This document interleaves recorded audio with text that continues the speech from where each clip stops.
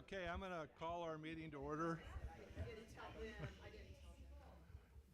Thank you. I'm going to call this meeting to order. Noting that we do have a quorum, first off is approval of the agenda. I move that we approve the agenda as presented. Joe with the motion. I'll second that. Claire with the second. All in favor say aye. Aye. Opposed? Motion passes 7-0. Welcome to all the visitors. I also want to just say congratulate Joe and Heather for extending their terms. And also, I think we have the other board member to be here, Tony, so congratulations to all three of you. Okay, first off, consent items. I move that we approve the consent agenda as presented. Joe with the motion, Claire with the second. All in favor say aye. Aye. Opposed? Motion passes 7-0. All right.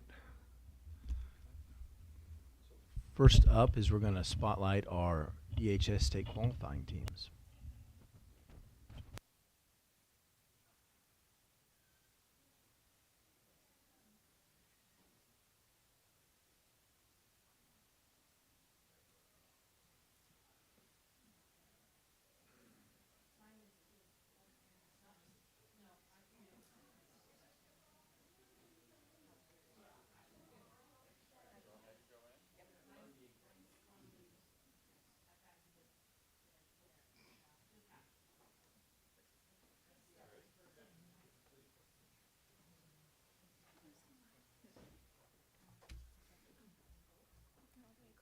Or whatever side. Girls on one side, boys on the other. Yeah.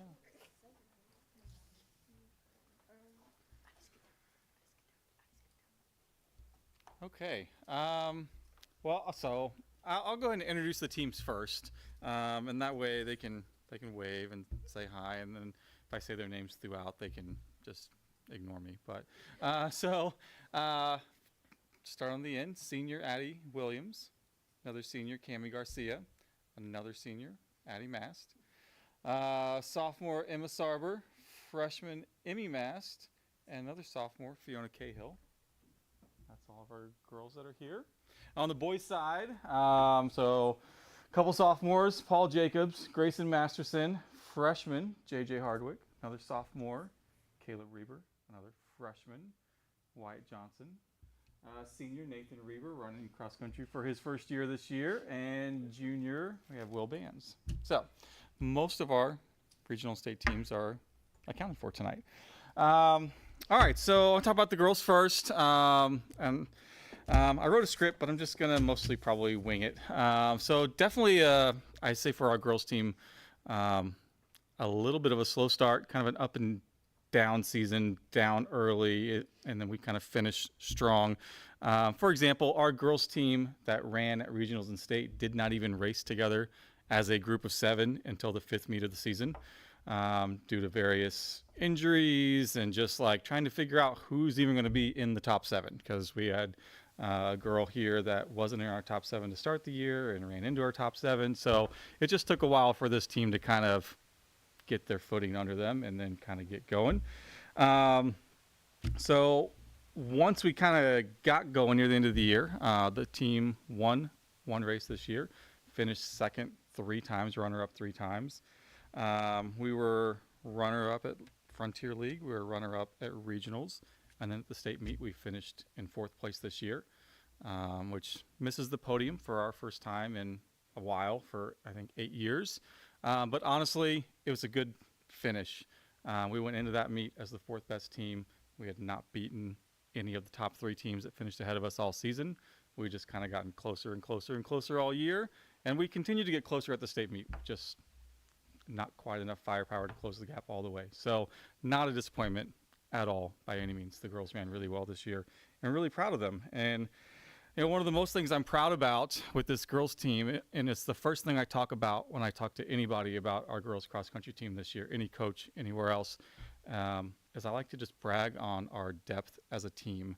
We had 27 girls that ran a race, at least one race this year. If we go as deep as our 15th or 16th best runner on our girls team, some of those girls are fast enough to have run in the state meet for other schools that were representing their schools at the state meet. Like, that's how deep our girls team is. If I could have entered a second girls team at the state meet, they wouldn't have gotten last at the state meet, that's for sure. So, you know, I like to brag about just like the program and the culture that we built, that we have so many girls out running cross country, and they're so good too. So it's been a lot of fun. It was a really good year. Shout out some individual accolades. For the girls side, at the league meet, we had 3 girls that were second team all league. That was Emmy Mast, Addie Mast, and Emma Sarber. 2 girls were honorable mention, Cami Garcia and Fiona Cahill. At the state meet, only Emmy Mast finished in the top 20. She was 18th place, so she finished as an all-state honor. We also had 2 girls that earned academic all-state, which is also something to be really proud of. To do that, you have to be a junior or a senior, have a 3.75 did I say 7.5 GPA or higher, unweighted GPA, and you have to finish in the top 30. And Addie Mast and Cami Garcia accomplished that at the state meet. So that's something to be impressed with. They'll get plaques from the Coaches Association sometime in the spring as well that we can present them with. So overall, a great season, one that many schools would trade places with us in a heartbeat, and we're proud of them. And like I've alluded to, we have a lot of depth behind them, so there's going to be another good girls team next year. So.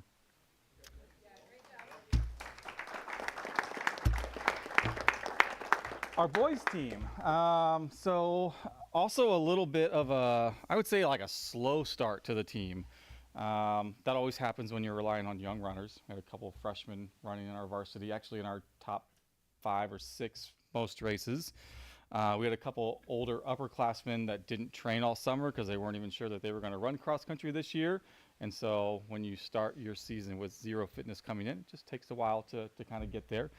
So a slower start, but once we kind of hit our stride, we were a very competitive team, and one that others had to worry about how we were going to finish. We finished the year, I didn't give the girls percentage, but the boys, we finished with a winning percentage of 78%. On the year, which is the best the boys have done since 2021 under me. It's also the first time our boys team has gone to the state meet since 2021. So when I look at our boys team, I think this is an ascending team. I think we're a team on the rise. I go and I look at all the ages of every other team in the state that's at the state meet, and we are the youngest boys team at the state meet by far, with 3 sophomores and 2 freshmen running in our top 6 runners. Most of the teams that are on the podium are all juniors and seniors, and we hope that's going to be us in the next year or 2. So we're definitely going to be competing for podium spots in the next couple of years, which is going to be really exciting. Speaking of exciting, so to even get to the state meet, our boys had to just survive probably one of the closest, most exciting cross-country races I have ever seen. We got stuck in probably the hardest 4A regional for boys, and maybe not girls in the end, but actually probably for girls too. But for boys, certainly was the hardest regional. The winning team was Wamego, who won state comfortably for the 2nd year in a row, so nobody was worried about them. But the 2nd, 3rd, and 4th place teams scored 86, 87, and 88 points. And so that 4th place team that scored 1 point behind us and 3rd didn't get to go. And in the end, our lone senior boy, Max McCleary, beat Santa Fe Trail's 5th runner by 0.25 seconds. And that distance, they were the team that was 4th. So if that had gone the other way, we would have been 4th and we wouldn't have been at the state meet. So that's as close as it was. You know, we knew we were good enough to compete at state, because at the state meet we got 6th, but we may not have even made it to state. Like, that's how hard our regional was this year. So let's do some individual accolades like we did with the girls.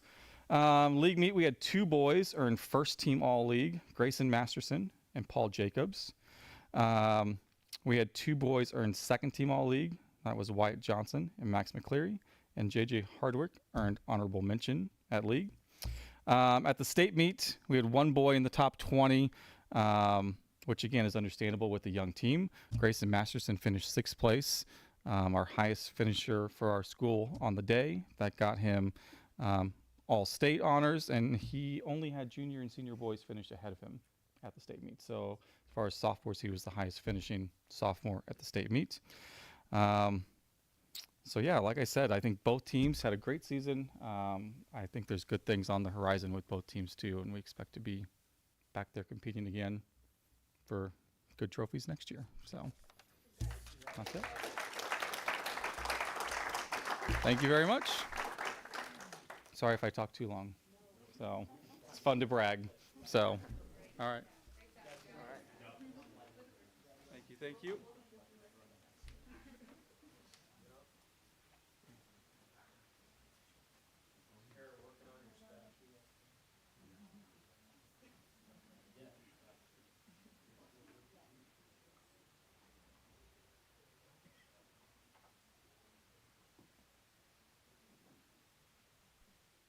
I believe we'll have our next team come in, our golf team.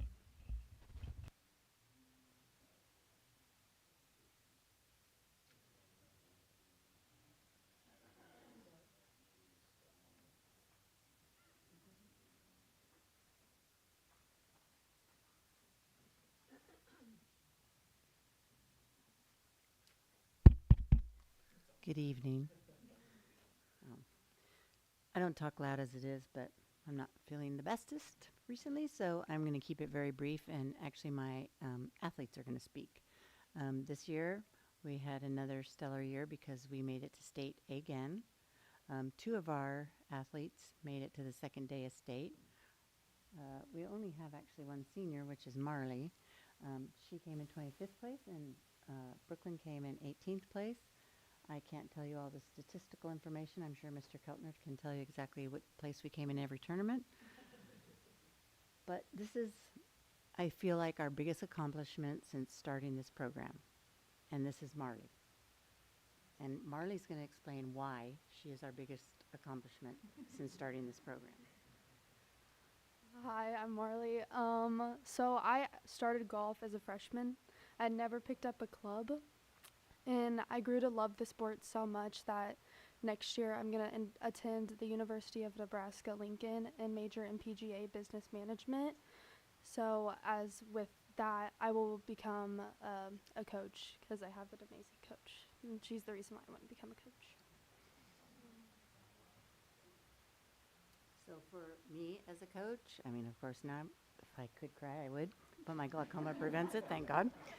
That would be my tearful moment because when we started this adventure, which a lot of you were still on the board at that time, there was not in my wildest dreams that it would progress to this state. And now, this year we had 26 girls come out for golf and had to have our first cut, which was tragic. But we can't quite manage that many people on our little range out front. But hopefully we'll get a range open again. Brooklyn, would you like to speak about your state? Oh, sure. The first day was hard for everyone. Obviously, the wind was crazy. It was hard to even just hit the ball because before hitting the ball would just roll due to the wind. Like, even on the green, you could not focus because of the wind was so powerful. But just coming back positive, thinking one bad round just doesn't define who you are. And then the second day was my best day. I shot an 80, and the day before that, I shot a 95, I think. But that just shows how much, like, positivity and just, like, being in the right mindset and having, like, a good team. I love the team this year. I love the team every year. This is just, like, a good team with good coaches, and I just love it. Thank you, Brooklyn. Anybody else want to step up yet? Okay, well, I'll at least brag on them. So Lily and Josie were awesome. They were our anchors in keeping our team eligible even to win 3rd place in regionals, and that was an awesome thing. Leslie Cundiff isn't here, but she never picked up a club, and she is a junior, and she loves the sport. I will say Bryn, she never picked up a club, sort of, but finally is starting to play and actually scored her best score at state, missing the cut by 1. So we look forward to great things from these 4, and we are very sorry to see Marley go, but we are so proud of her going into PGA management. Mr. Keltner? Okay. Well, now our kids need to go to the play.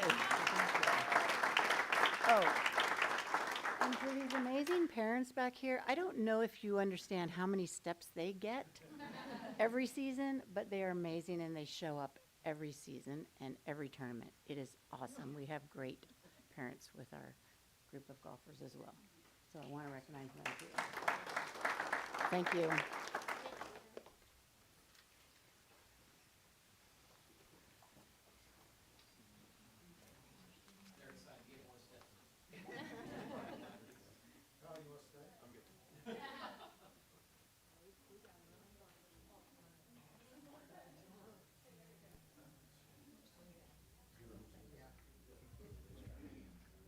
So we're going to move to administrative reports, and first up is the foundation.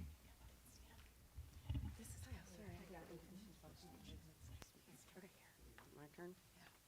Okay, thank you. Good evening and welcome to Mr. Clint Shelton. I'm Kelly Woods, the Board of Education representative for the EudoraSchools Foundation, and I'm grateful for the opportunity to recognize Seahawk Properties as our 2025 Outstanding Cardinal Partner. Congratulations. Fellow board members, the EudoraSchools Foundation honors local businesses and community organizations that go above and beyond in their contributions and partnership with our schools. Each fall, our school administrators nominate a business that has made a meaningful impact on students, staff, and the broader school community. This year, we are proud to recognize Seahawk Properties, owned and operated by Eudora graduate Clint Shelton, for its consistent and compassionate support of EudoraSchools. I'd like to highlight just a few of the many ways Clint and Seahawk Properties have supported our schools. Partnering with the foundation to assist Eudora families in crisis with timely housing, flexibility, and support. Offering generous financial contributions to support student-centered programs. Maintaining an open-door relationship with the foundation for need-based initiatives, and leading with a quiet generosity and a strong sense of integrity that reflects the best of our community. So our foundation director, Shanda Hurla, she's going to share more about this recognition. Thanks, Kelly. Seahawk Properties represents the kind of local partnership that makes a lasting difference. And I wanted to talk a little bit. I had a chance to talk to Clint the other day and just, learn more about the business.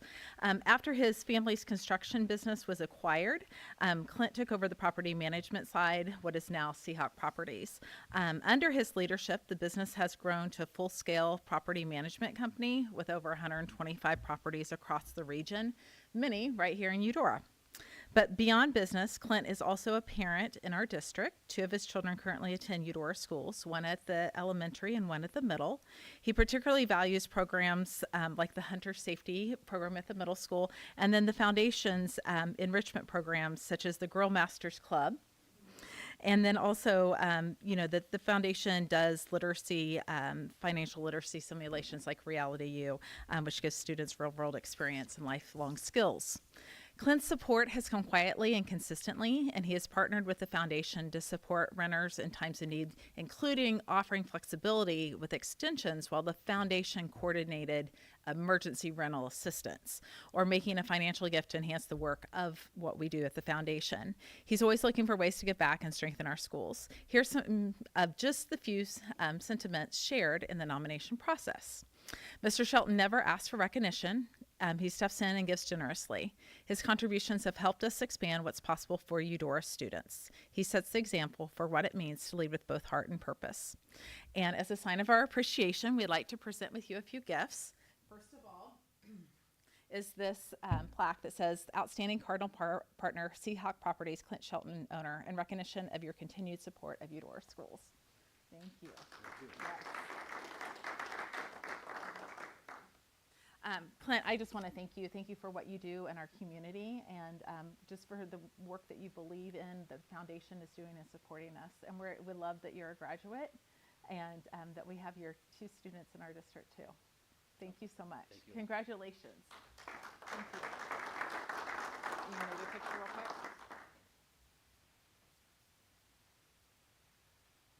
Thank you. Thank you, Board of Education.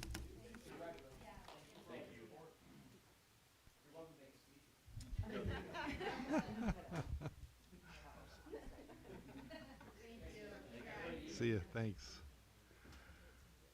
All right, next up, middle school.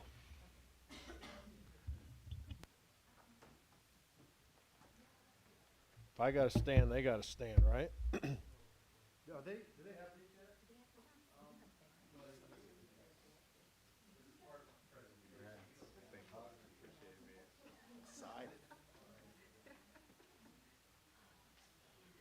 Don't turn to pages 6 or 7.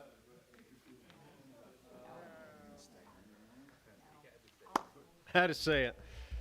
All right. Well, good evening. I'll get to the card here in a minute because it is part of our presentation, just explaining two highlights in there. But I want to welcome some of my staff. Ty Pattison, he has to be here. I require that. But Heather Moore, she's our 6th grade ELA teacher. Marla Johnson, she does all. 8th grade math, MTSS math, drama, on every committee, and then Brandon Parker. 6th grade, PE and health. He gets excited in a week because he thinks he's my boss starting Monday for basketball season, but I remind him I'm unpaid. So, but no, we're excited to share what's going on at the middle school. So next slide. So 385, that is our number right now. We are actually up 11 from the spring. So 126 graders, 129 7th, and 137 8th graders. And those numbers, like this 8th grade class, was at that 120 range when they were in 6th grade. We have 20 new out-of-district students this year that came into the middle school. I feel like it feels like more, but 73 total. And I'll get to kind of the out-of-district piece at the end, especially with the need of getting more families here. I'm not dogging our culture of belonging, but I wanted to make a strong effort. Ty and I do a book study. We read one book a year. But we do a book study for our staff, and it's so awesome that Brandon Parker can't sleep the night before because he's so excited for that presentation. But we kind of looked at our building and our culture. So kind of was just going through a process of I didn't want to get complacent. I feel like we've had a lot of good things happening at Eudora Middle School, so we wanted to put a strong focus to our PLCs, making them stronger. We read, Ty and I read John Gordon's 7 Commitments to a Great Team, and then we presented. So those are the 7 commitments that are up there. We don't have to go through each one, but I just wanted, when we talk about our culture of belonging, knowing every student, we really wanted to make an emphasis of our staff as well. That came from our teachers, just kind of, do we really know our lunch staff? Do we really know every single person in that building, our paras, our custodians? We've always had a good culture, but just making that stronger connection, pushing each other, doing more things. We always say we're not adding to the plate. It is the plate, but let's be honest, it sometimes is adding to the plate, right? We're adding something new each year, but we can't do it unless we're pushing each other. So that was our big push this year, was that commitment. If you want to know more, I'd love to share more, but I feel like that's been a big push for our PLCs. And I know Heather Moore will speak on that in a little bit. Excuse me. Next slide. So on page 8, there's a couple things I wanted to highlight. It's on page, and then I think if you go to the next page, on page 10, but highlights 2 of our new classes at the middle school. And Albania did an outstanding job. She always does outstanding, but how she highlighted, she reached out, always does, hey, what's a good thing for the card? And I said, really come see these classes in action. Mitch Tegmeyer talked about, he heard that if he gives up his plan time, he gets paid more money. No, really, we've been pushing to look at adding another elective for our 8th graders in that afternoon time. So he really worked with Michelle Pleggy and then came with me an idea, and then we took it to Dr. Meckel, but it's IRL, in real life, preparing students beyond the classroom. They're learning to tie ties, build walls, mud and tape, learning how to hang pictures, how to do all kinds of things. Sorry, I just said something stuck in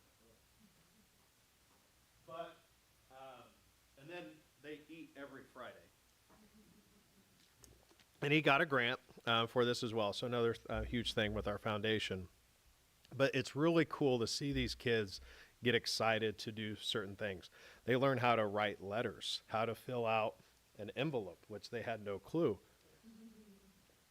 And so it was just really cool. The other one is the peer mentoring class. And this one, you know, I remember the first day I went in, 8th hour, I did a walkthrough, and I left crying. I truly did. Like, it was so powerful what our 8th grade kids were doing for our Rise, our Rise program. One thing that when Mandy came on board, we've always had a good culture with our life skills program. If you didn't know, we changed the name from life skills to Rise. Rise, what does it mean? Reaching, individual, anyways, I'll figure that out. Anyways, just Rise. We just call them our Rise kids. But Mrs. Shockley got the idea of seeing how our other students interact with our students with disabilities, how they step up, how they include them. And so she had this kind of idea, brought it to us, and she didn't realize that we were going to say yes right away. It is truly making a difference. These kids, both of these classes are quarter classes, so they get a new bunch. She only is taking 8 at a time, which kind of stinks because we're only going to get so many kids per year in this class.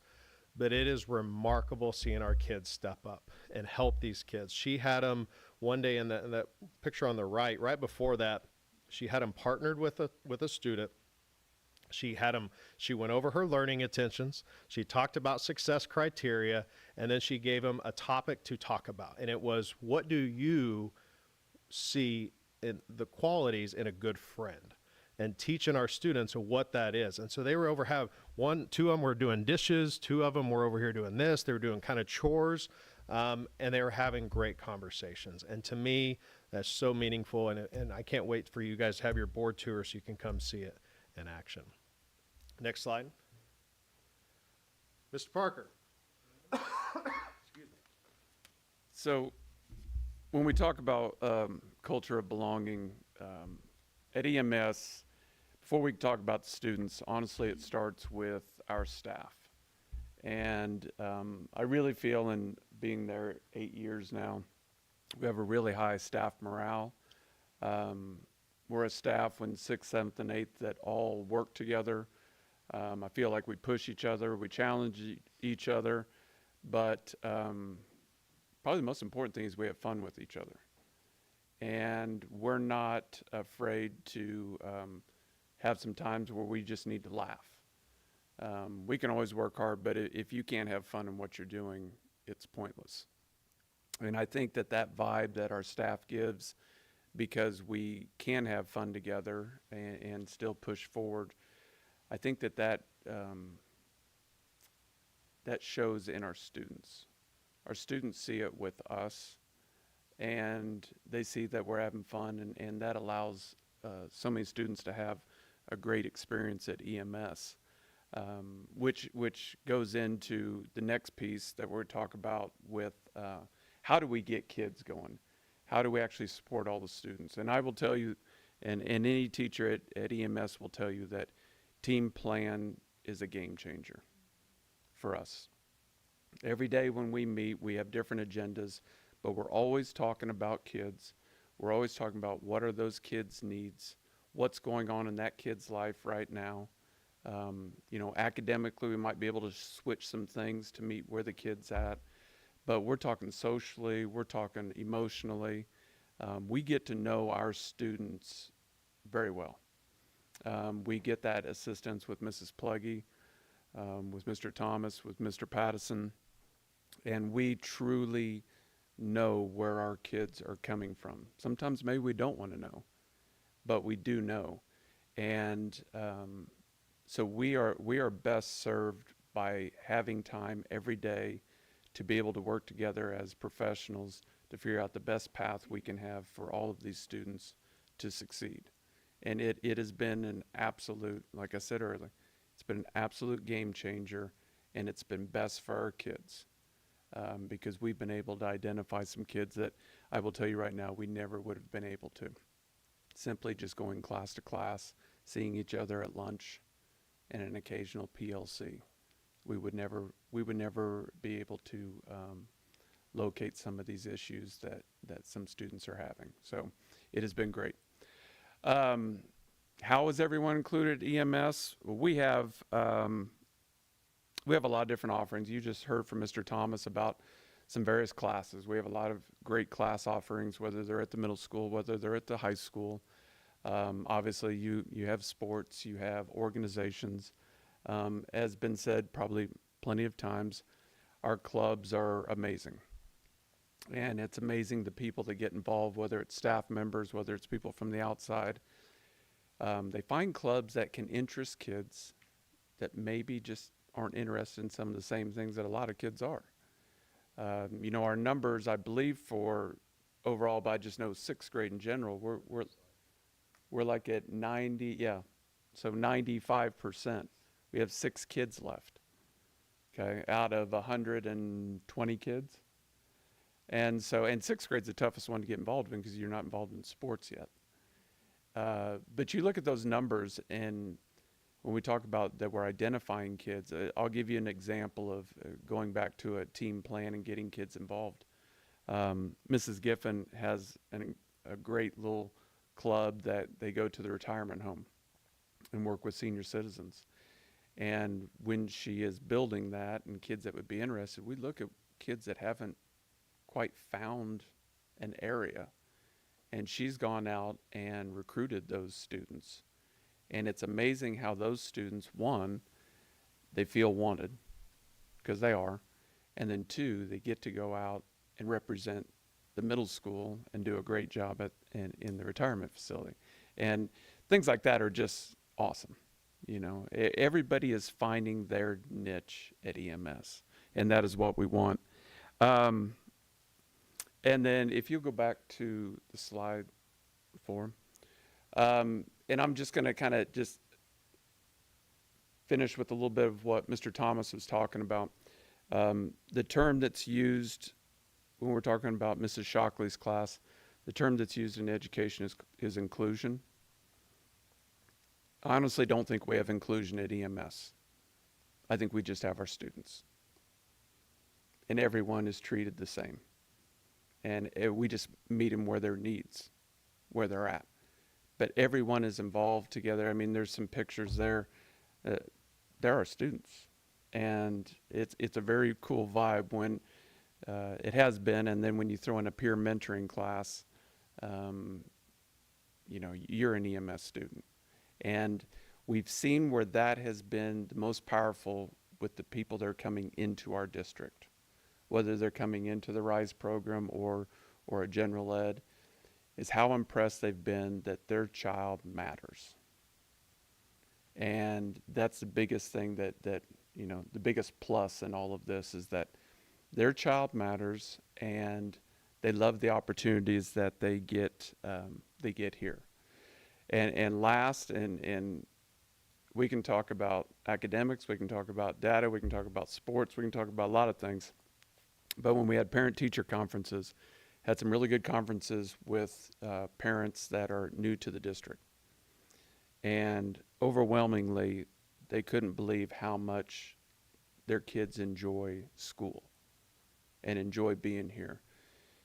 And the one thing that was told to me from a parent, and above all else, this is our number one responsibility. They said that for the first time since their child's been in school, when they let them off at the front door, they are not nervous or worried about them. And right there, that shows a culture, not just of EMS, but of Eudora. And I think we always need to remember that our strengths are, we can really grab kids, we can find them, and we can make this be a successful experience for them, and it has been. So that's a little bit of our culture of belonging.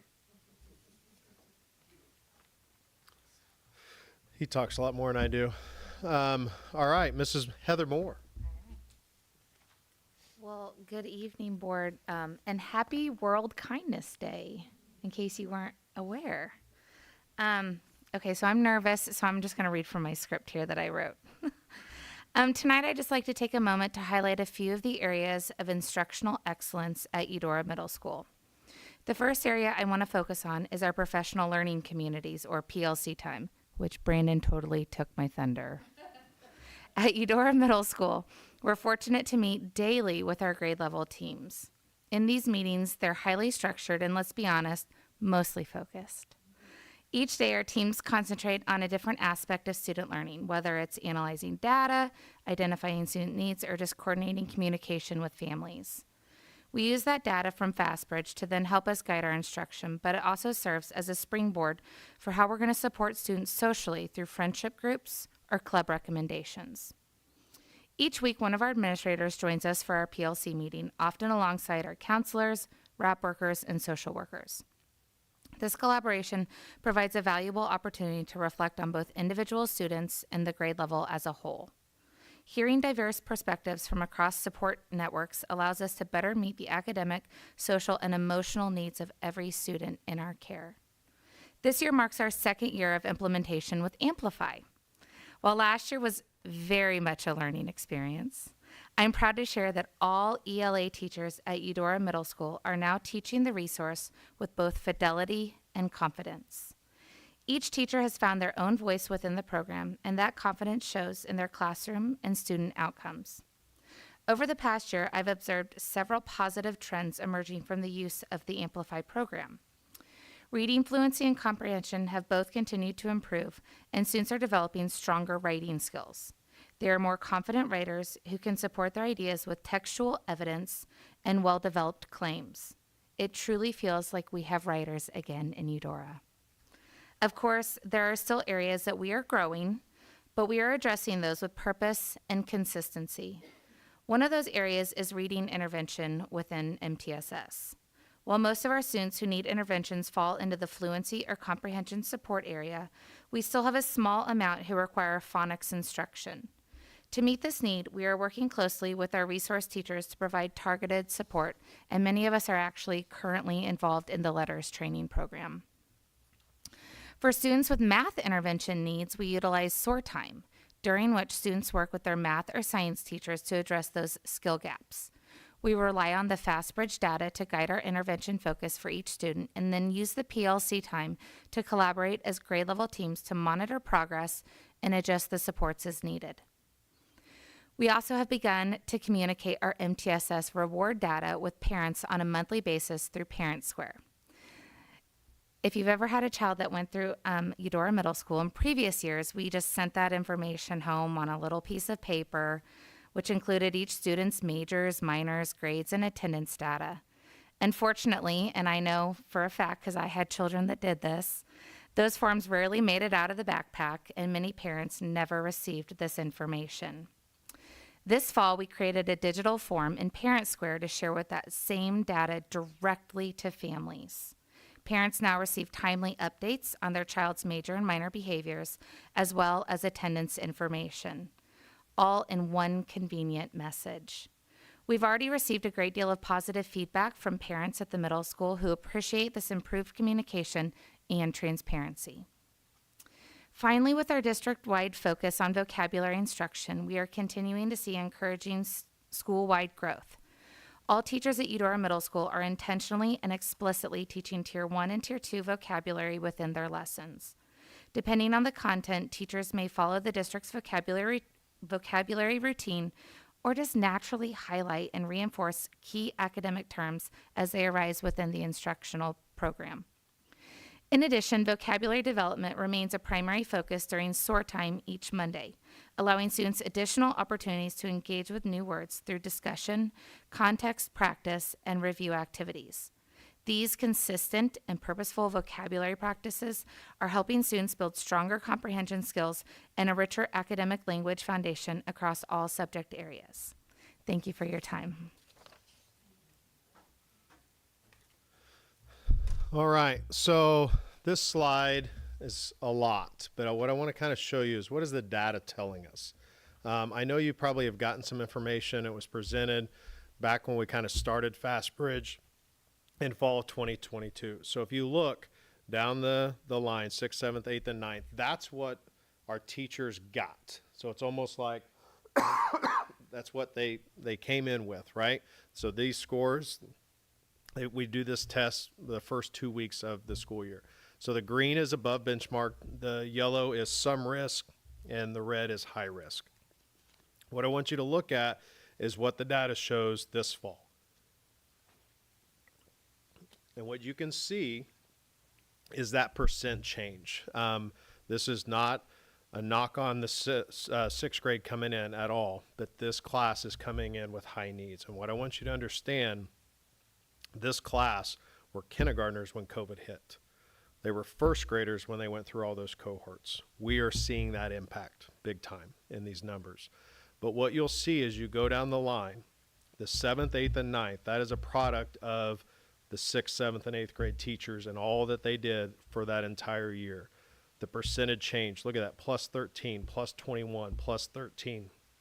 But look at the right side, minus 11%, minus 14, minus 8. As you can see, auto reading for 6th grade coming in is a plus 13 because they're low. There's a lot of kids that are struggling, but our teachers are putting in the work. So this is A reading, which is comprehensions. Auto reading is the fluency portion. Next slide. Here's math. So A math comprehension, CBM is that fluency, but look at that percentage change on the right. Plus 13, plus 7, plus 19, plus 16. And then look, you've heard us talk about math fluency and the emphasis that we put on it as a district. Those numbers are outstanding. What I'm really proud of is if you look down that fall 2025, if you guys remember when we started talking about our math needed some work, look how low our high risk is. That's like a few kids. That's like 5 or 6 kids. And so I'm really proud of the work our team's putting in. Marla's not going to speak tonight, but her MTSS math class is outstanding. Those kids, I can say it with confidence, 100% positive growth rate that she gets from those kids in that class. So when you want to talk numbers, this speaks volumes. This screams that we're doing amazing things. And so I showed our staff back in October, I said, sometimes we wonder, are we doing what we're supposed to do? Are we moving the needle? Yes, we are. Next slide. Briefly, just want to go through part of our PD last Monday was getting our K-12, really, counselors, Mrs. Pleggy with my building, Carrie Beth Russell, and some of the high school staff on talking about IPS. When I did this in the spring, 6th grade just had a couple of bullets. We are doing so much more. Carrie Beth is a godsend in our building, but so is Michelle Pleggy. So they're a breakdown. This is a required class for all 6th graders, minus possibly a kid that's on an IEP, and the IEP team decided what kind of areas they needed to go. But really, almost every single kid is getting this class. Next slide. 7th grade, another required class. So we kind of go off of computers, and it's more career explorations with Mrs. Russell. But she gets really intentional with Zello, talking about the focus areas, talking about goals, mock interviews. I think right now they're doing this self-advocacy thing, which I had to bring a couple girls down because our program called Bark works, Ron. I had my first Bark today, and they were 2 staff members' kids, and it says, hey, do you want to go vape? Yes, let's go vape. And I'm like, oh gosh, this is not good. But I see skit at the top, and it was a self-advocacy skit that they were doing in there and working through how to help each other. And I quickly, she goes, no, I promise you it's not true. And the teacher confirmed that. I'm like, well, and she goes, well, actually, it's cool that the program works because it flagged vape. So again, that stuff. So what's going to be added this spring is the CT expiration day at the high school. Michelle Pleggy's already worked with Sean Hayden, Dr. DeWitt. It's already set on early release. We're taking all of our 7th graders over to get a tour of all the pathways that are available at the high school so we can start talking through what is available at the high school. Next slide. 8th grade, there is not a required class with Mrs. Russell. So that's kind of the, should we do that? Well, it's kind of hard. We don't have enough bodies. But we do the career fair. where all 8th graders do it. You guys have seen that in action. Reality U, which is tremendous, even with a fire drill at the high school. It was still outstanding. We take them to JCCC in the spring. This program is really works great. Next slide. Briefly, here's Ty. We're almost done, I promise. All right, I want to talk a little bit about the fall activities.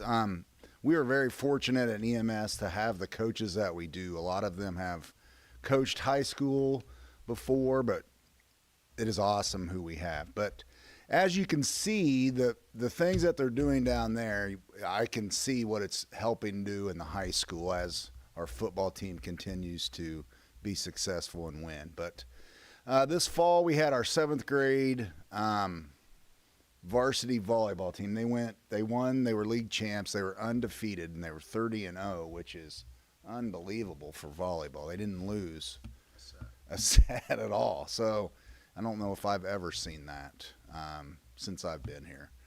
7th grade JV did the same. They only had one loss, which is 29-1, which is still fantastic, and they were also league champs as well. Both our football teams, 7th and 8th grade, they were league champs as well. Our 8th grade team lost to Paola the first game.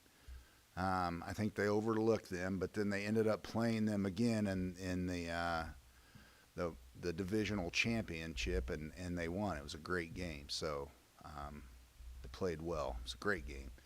7th grade football, they did go undefeated. They didn't lose a game, and they didn't have a lot of points scored on them the entire season as well. Also, and you can go to the next slide to kind of show those pictures. You know, I threw a couple pictures in there. Girls cross country was down, or our cross country was down a little bit, but our 8th grade girls did come through with a runner-up at league championships, so it was fantastic.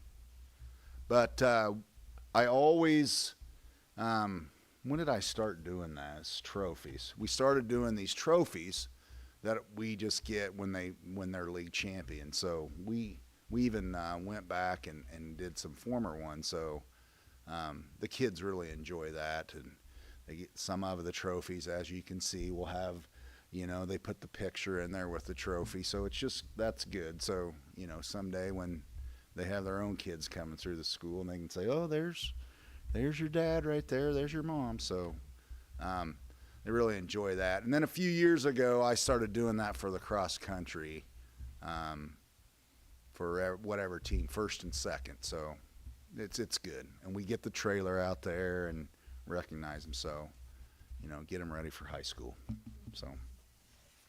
All right, last slide. And again, I know we're going a little long, but I kind of was purposeful with this, and I didn't even ask permission, so I'm sorry, Dr. Meckel. But I'll be honest with you, I think we're all on social media, and I just feel like, you know, when we're talking about the need for out-of-district families, I kind of feel like the school district was kind of under attack. And I just, when I'm seeing this and going through and seeing the benefits of our out-of-district families, is tremendous. But the one, I just want to say thank you to you guys for your support. The partnership with us means so much. We're always welcoming you guys in our building at any time we can. Our EMS Pride is special. We started that hashtag 9 years ago, and it's blown up. Anytime you post, or it says over like 10,000 posts have been with that hashtag. Our programs are strong, our culture is strong, our staff are amazing. And we're welcoming more students, and I think we're seeing that. We're also holding kids accountable. We see that out of district, and one thing we've noticed and one thing we've seen parents actually say thank you is the reason why we wanted them to come here is because you are going to hold them accountable, and we've never had that before. We've heard this from parents. We've had to send some away because they didn't meet the criteria. Those are hard conversations, but we have a bar that we've set, and we have an expectation, and we hold them to it. And our students really do a good job of holding each other accountable as well. So I'm just really proud of that. And so looking to that future, we know we got to promote EMS more. We got to tell our story. We got to tell our district story. We want to attract and retain families. We know housing is not available, so we're going to need families. And when I look at 73 out of district, if we didn't have those 73, let's be honest, these programs are not available. We know if there's no kids, there's no money, and we can't pay for things. So we've got to keep that going. And I just felt like a really strong purpose to stand here and just say we need families, we want them, and I know they're knocking at the door to come here. And so, but we also have that high expectation that we hold. So that's all we got. Thank you. Any questions? Thank you very much. Appreciate Okay, it. thank Good work.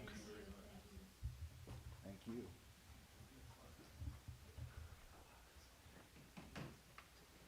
Next up, the high school.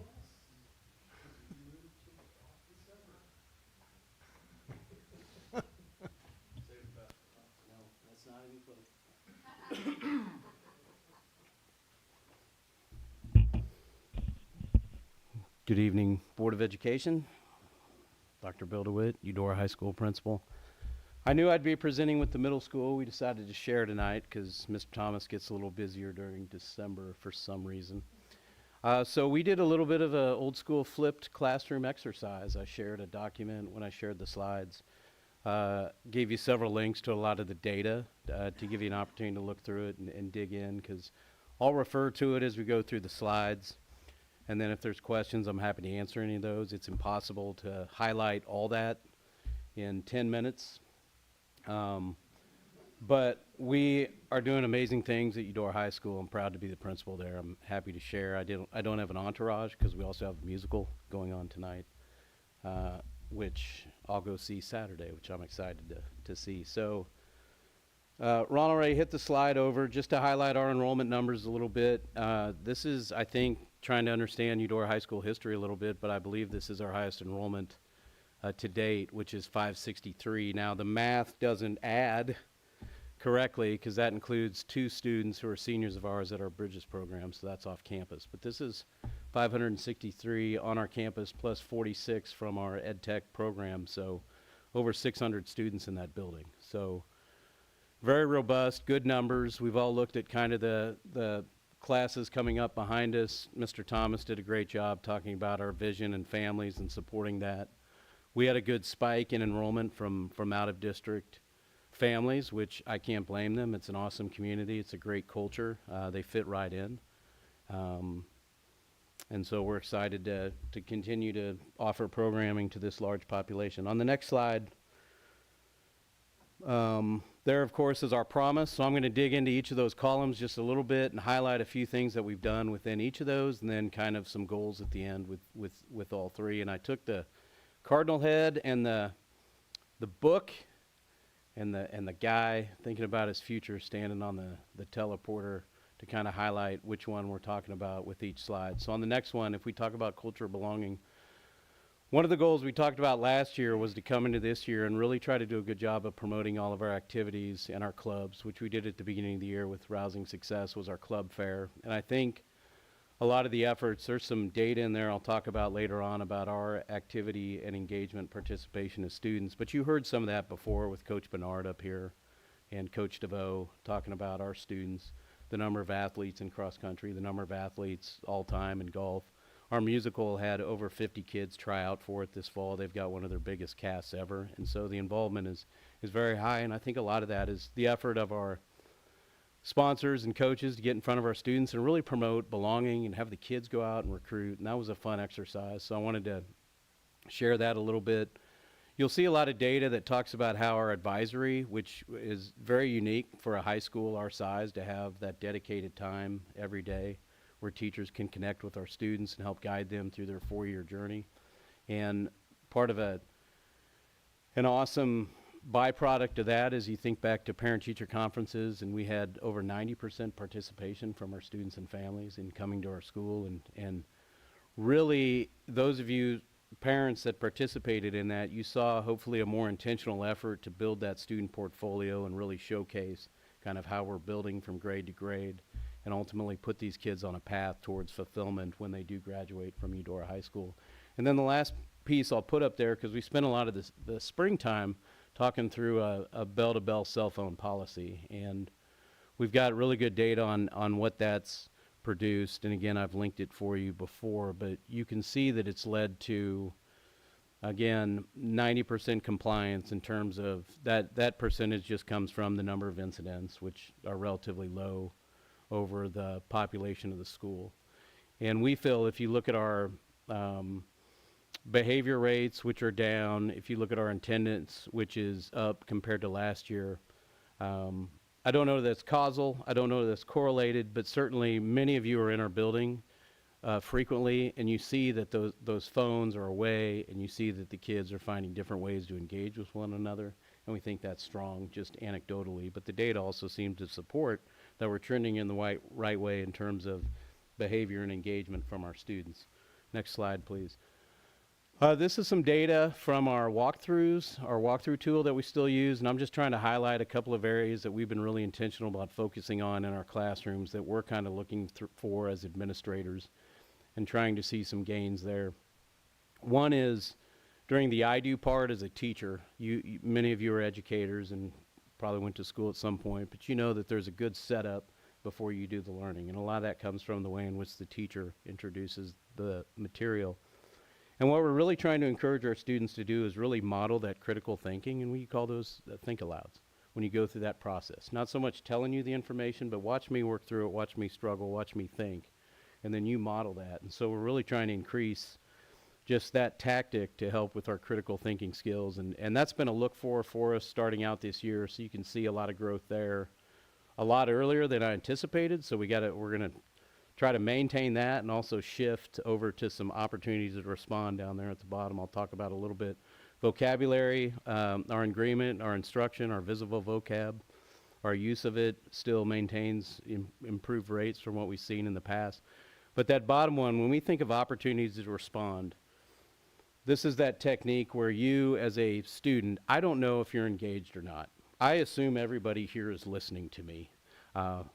I don't know that unless I would go through and check, thumbs up, things of that nature. And what we're really trying to establish a greater culture of is making sure that we're doing good opportunities to respond that involve everybody in the classroom. Not just a cold call, not just, look at somebody, not just shoot general questions and see if I get that one person to respond, but trying to get more group discussion, turn and talks, whiteboards, visuals of some kind, and when we see that data, we're talking about full group opportunities to respond, and that number right there is what I pulled for that bottom one. And so just in our first quarter, we're seeing that increase, and so that's going to be a tool that we're going to look for as a school, to see much more larger engagement in terms of opportunities for students to feel like they're a part of what's going on in that classroom. Next slide, please. This is a continuation of, Mr. Thomas did a great job digging into FastBridge. I have our state data, which I'm sure Ms. Hunley is going to present at some point. I went ahead and just creeped into it since we finally got it. So this represents our efforts from the spring, so our current juniors of where they're at. And our data at Eudora High School is really good. There's also a document I shared with you. I added it because I had to put that part in, but not only compares us to our state, but compares us to our league, because our league is very representative of those communities of where we are, and you can see that we as Eudora High Schools score very strongly compared to our league partners. And so if you look at ELA, English, well above the state level, mathematics, well above the state level, but if you dig in internally, there's a really good job of where we're hitting the middle in terms of proficiency. It's a very high number, but we don't feel like we're as strong at the level 4, the advanced, and so we want to find ways and challenge our teachers and our students to really begin to do the hard thing and get into that level 4 and make us more superior to some of our counterparts. Again, the lower levels are not as expansive as the state average is, so we're doing a fantastic job there. But we still got to find creative ways to make sure we're moving kids along that continuum. If you're in a 1, we have a lot of strategies in place to get those kids from a 1 to a 2, and that's tremendous growth. And now we also want to focus on the top side. We don't want to be happy with you being a 3. What are some things we can do to kick you to 4? And those are problems of practice we have as a school. And you'll see in some of the documentation I shared with you that in our professional learning communities, these are kinds of problems of practices that we want to look at. We want to look at our state scores, not be complacent with doing really well, but how do we get better? There's problems of practice on there on student resiliency. There's a problem of practice on there on what is a grade. When you talk about what does that measure, what are we supposed to be looking at? So we're really, as professionals in our school, trying to look at some issues that are ultimately going to support and impact and help our students. Next slide, please. In terms of our future prepared, one of our big initiatives last year was Cardinal U. Last year at this time, it didn't exist. It was a thought, and we were ramping up to kind of bring in that dual credit opportunity. If you recall, as a high school, we did not have a ton of what we would call concurrent classes. We had Comp 1, Comp 2, college algebra, that was about it. You had a few one-offs that were able to take college courses, either off campus or online, but it wasn't expanded to the entirety of the upperclassmen at our school. We were able to make that shift last spring, and so coming into this fall now, we have 49 students taking advantage of that, currently in 193 credit hours. Those are online. Those are through our partnerships with the colleges. Some of you have children that have participated in that. We know that online learning is not as robust as having that teacher in front of you in the classroom every day, but we also have to recognize that the landscape of college has shifted to both in-person and asynchronous. So this is becoming a good life skill for these students to take advantage of. But we're also finding colleges are more willing to work with experienced teachers to open up that pathway to get concurrent teaching. So a couple of things I point out, Peasley is also the partnership that's ongoing. So we have 20 kids participating in that pathway this fall. It's 20 kids that weren't doing it last fall. That's our building trades, aviation. We've expanded it to HVAC, plumbing. There's actually a cosmetology pathway now offered through that program. So expanded opportunities for our students. But a couple of things I want to highlight there is that this past year we were able to offer a couple of new courses. One we've offered before, Chem 2, but haven't for a couple of years because you didn't have that demand, but we had enough demand to offer Chemistry 2, which is great. Now we're getting some of those high-level science STEM classes that we want. We also offered a new health careers pathway in sports medicine that Mr. Majette teaches. He's a certified athletic trainer, so that's a win-win. Been a very popular program. And now as we look future into fall 2026, we have psychology nailed down for sure, chemistry nailed down for sure, sociology, government are in the works, should be nailed down, and hopefully a couple others. But those are going to be classes we can now offer concurrently. Those will be taught by current staff at Eudora High School, where you can get concurrent credit as well through our partnering universities. So we're excited about that. When you kick in what the Schools Foundation has done with Truity and their donation and the Board of Education to offset financial barriers to our students, this should be a tremendous opportunity for our students.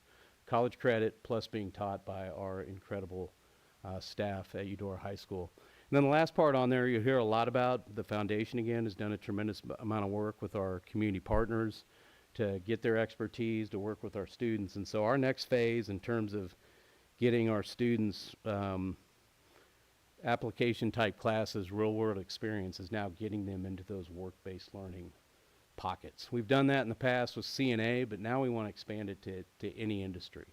And so you're going to see a lot of information and a lot of opportunities for our seniors in particular to spend an hour of their day on the job training, learning hands-on, observing, and going that route. So what a great experience, and we can offer credit for that. So we'll probably bring a little bit more information about that, the way we've really ramped it up in the spring when I speak to you next semester.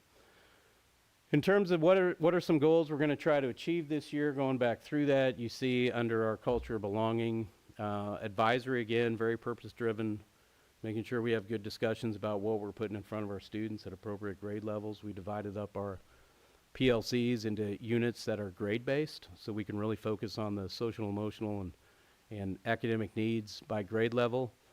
You see in the middle there with our activity survey, and I shared that with you all, that over 90% of our students are engaged in some activity. Sometimes those kids that indicate that they're not involved in activity, you'll look, and they're in actually one of our Peasley classes, and so they're not necessarily in a club, but they're kind of in a club of their own that leaves campus and goes to Peasley. So, that's always something we keep an eye on, and we're excited to see our kids participate, and we got to see some of that today before the board meeting.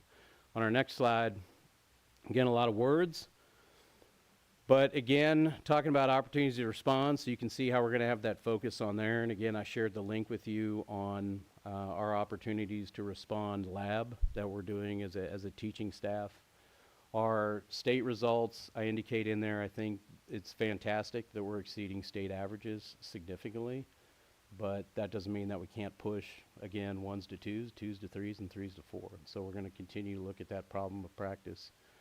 And then, of course, talking about how the opportunities to respond, the think alouds, good, deep, strategic, critical thinking questions, hopefully all combined to really begin to just create that culture of, hey, I'm pretty smart and I can do this, and I'm now doing things I never thought I could do. Our last slide then has a lot of words, but this is the future prepared part of it. So again, with our continued promotion of Cardinal U and our Peasley Pathways, our expanded concurrent offerings, and continue to look at that, more opportunities to give that to families. We're going to strengthen our job shadow and work-based learning programs.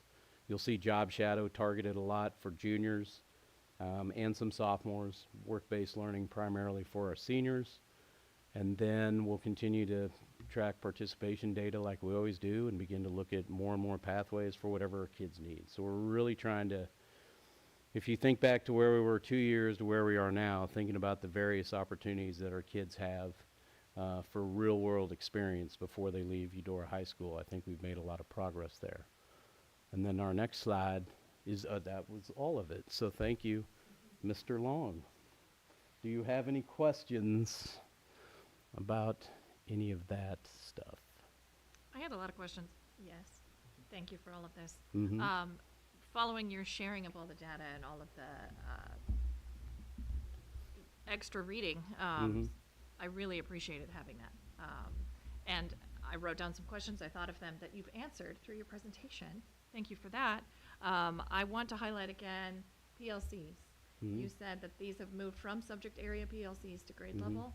Can you talk about that a little bit? Yeah, we use kind of a different term for our grade level groups. We call them our CLCs, our Cardinal Learning Collective. And so a lot of times when we use professional learning communities, there's opportunities where you have to do it by content, but there's really an opportunity to do it by grade level, because all of our advisory teachers, I think most of you know our structure, having had children go through.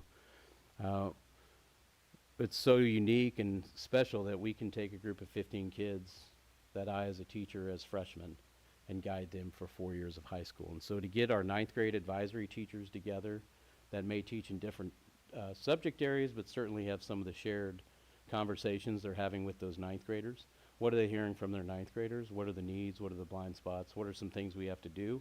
What are some things we need to do in the spring as we come off first semester that we can do in our advisory classes that we feel like those freshmen need that maybe they're not quite getting? Because we can all probably understand that 9th grade needs and 12th grade needs are just a little bit different. And so the opportunity to talk at age specific levels, that's what that part is for. And so a lot of times when we do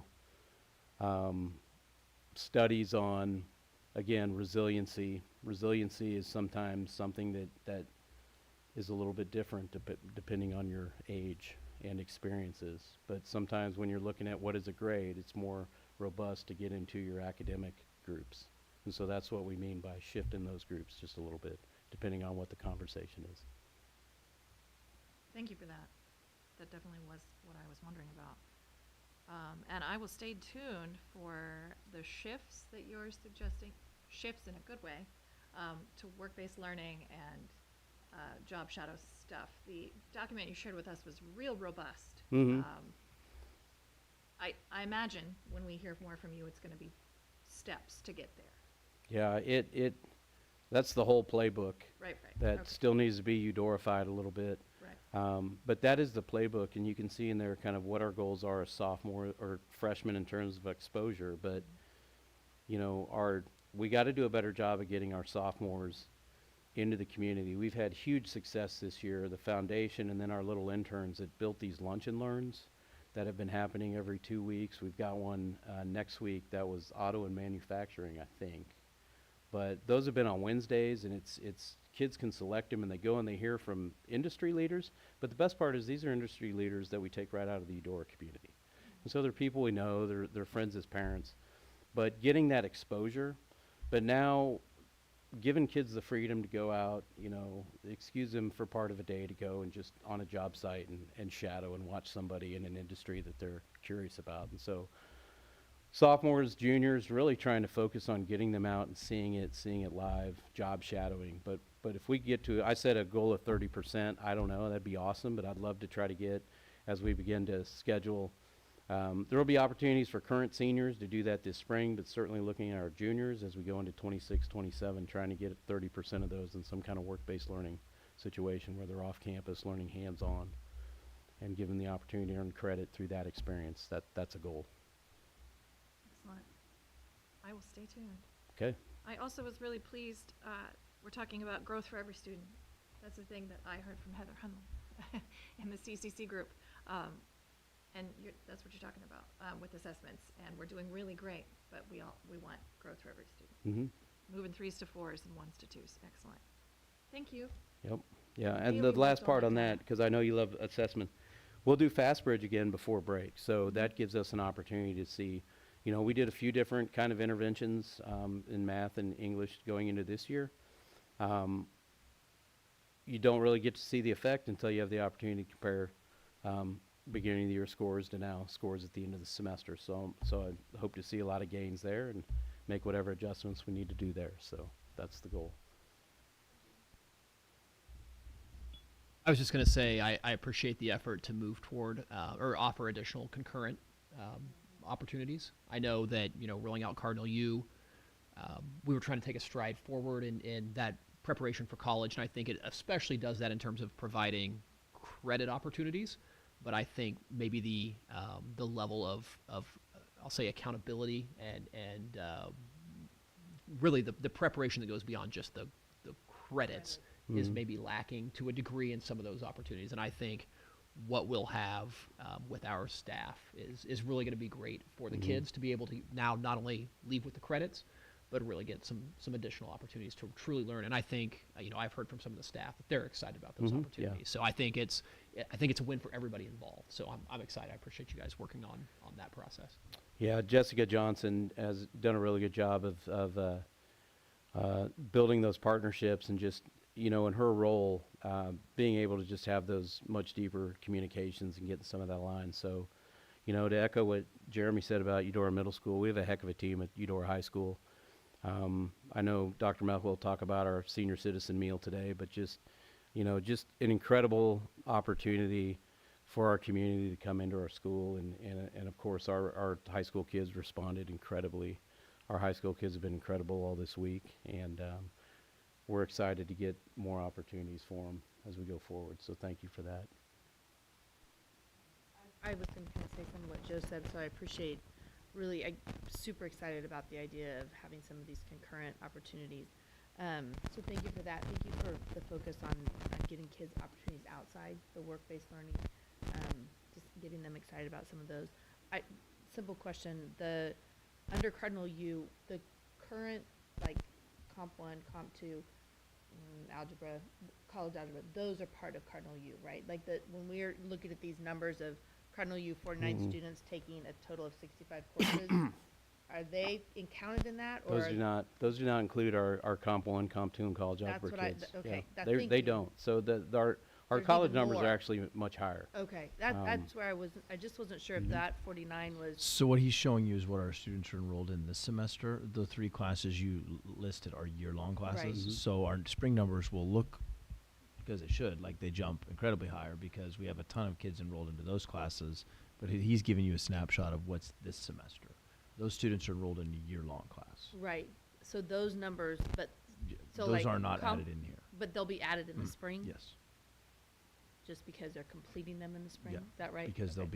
they'll be able to complete them in the spring. Gotcha. Okay. But that's what I just wasn't sure if under Cardinal U, is that just some of the online courses, if it's also the concurrent class, so, thank you. We, I mean, when we think of Cardinal U, we think of our online opportunities to plug a gap for a kid that maybe, you know, we're just at that sweet spot of size. You know, we're at that number where we got tremendous opportunities, but you also have these niche classes where maybe we just can't fit that. So Cardinal U does give some opportunity there. So our Cardinal U is generally when we're talking just straight online with Okay. our partnerships that we That's what I launched think of, last but spring. Okay. And that number, you know, those Cardinal U numbers, I mean, I think we all agree that our best shot is with our talented teachers in the classroom teaching a rigorous college course. And so that Cardinal U, we'll always have Cardinal U, which is fantastic, but those numbers may shift, and that'd be a great thing because, you know, it's in person. And the college opportunities may just shift to more in person. I think, I mean, it's proven over time, the expertise of our staff, they do an excellent job in those courses that we've added, or that we've used already, but so I love that our kids are gonna have that opportunity to have more classes with our current staff that do a great job. It's exciting, and to your point, staff is excited as well, and that's great. Thank you, Dr. Smith. All right, any other questions? Well, thank you both, all three of you, for what you shared. It's, there's some really... With the questions, his went longer than ours. Yeah. So thank you. But I'd just like to say that what's happening in Eudora Schools is really fantastic. What we heard tonight is just amazing, and it's a reflection of the great leadership that we have, so I appreciate what you guys are doing. Appreciate that. Thank you.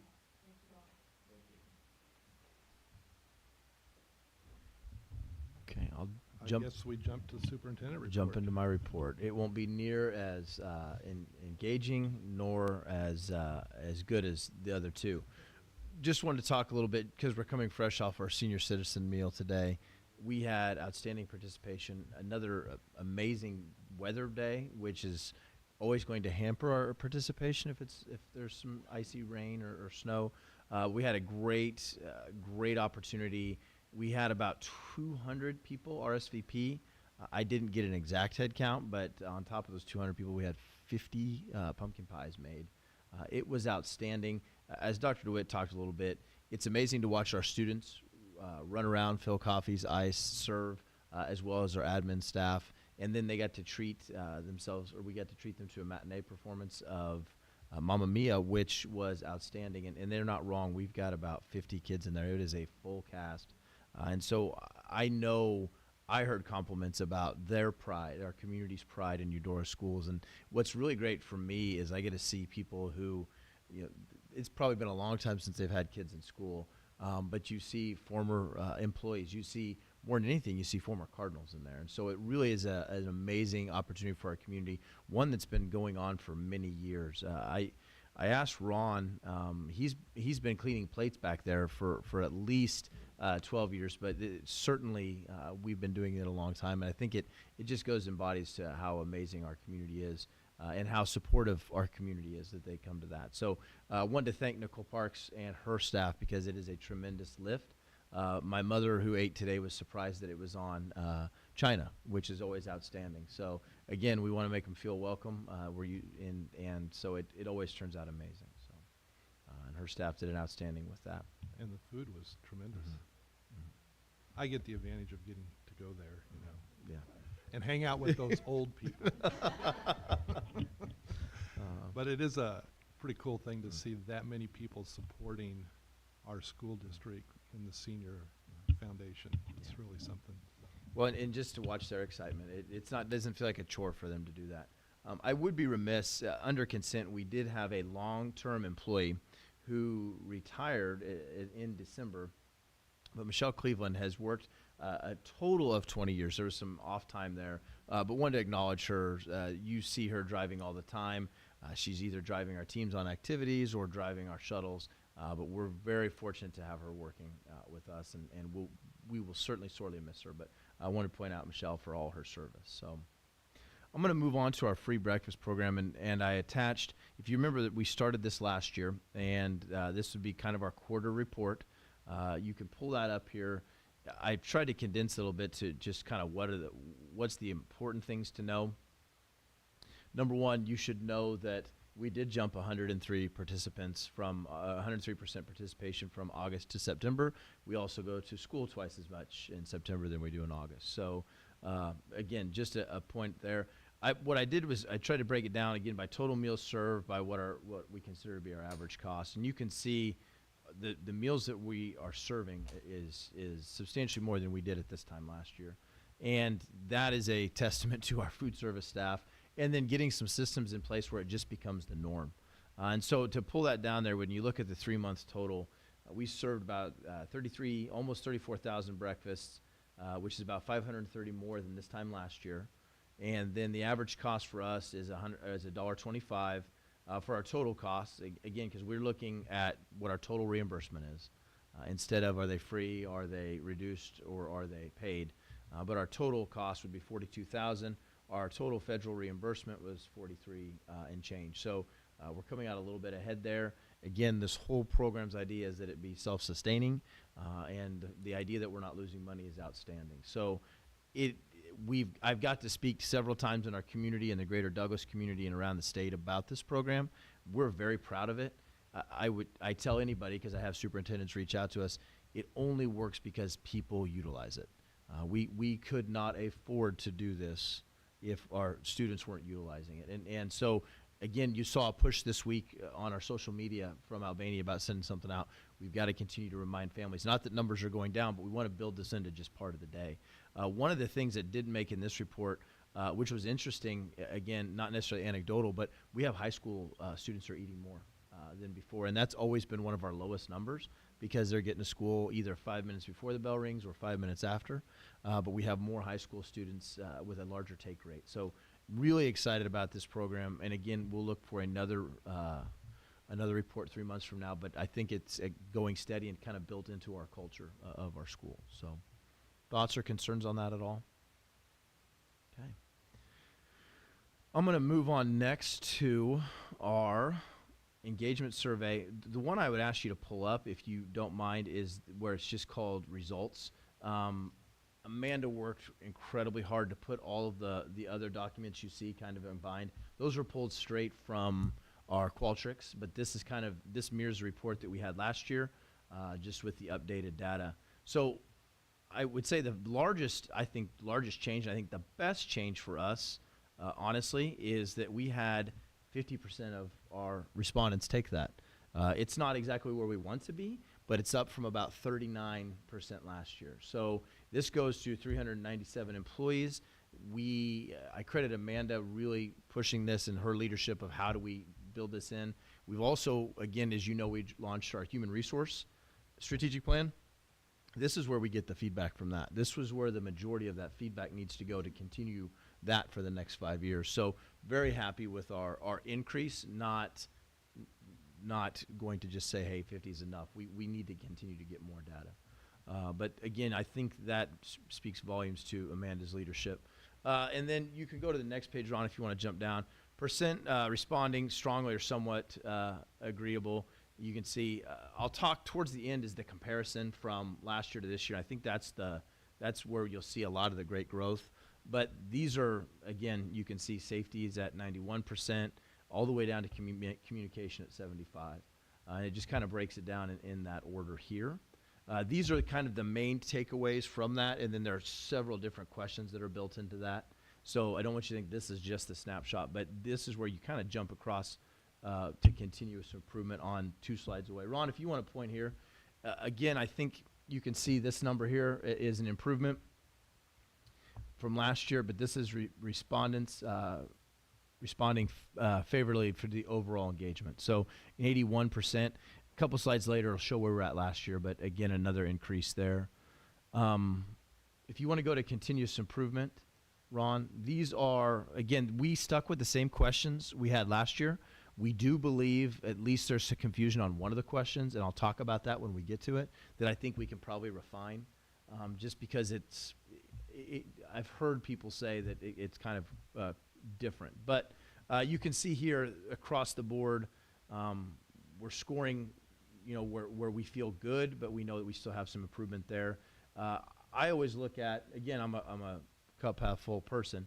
I always count the whites as, hey, I guess they're not mad enough that they said, I don't agree with this. But you could view that, again, if you're a cup half empty person saying, well, I guess I didn't feel strongly to agree with the positive. So again, I think those are still some great numbers for us. Ron, if you want to go to feedback and training, again, these are a larger portion there. And as I'm going through any of these, please feel free to ask questions. One of the things I think that we have really focused on this year, from the start of this year with our trust proposition to now, is that we clearly understand what's expected of me.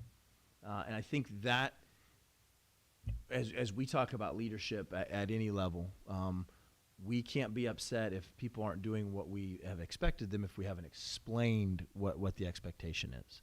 Again, setting that level of, hey, here's what we're doing, here's why, and then working that, again, with that feedback loop of trying to explain what is the common goal here. So I see that has been, for us, a really nice increase and something that we need to continue to focus on. The other part, too, that we know is my evaluator provides me with feedback I need to grow and learn professionally. Those two go hand in hand. Number one, I know what's clearly expected of me. Number two, I provide feedback to make improvements on that. So I think if you go to communication, Ron, this is one, as you looked at our other one, was one of our lowest scoring ones. Again, you can see here I receive information from my principal or department supervisor in a timely and relevant manner. Again, glass half full, you can say, well, about 90% of our people believe that somewhat, about 10% don't. And then all the way down to I'm given an opportunity to be involved in decisions that affect me.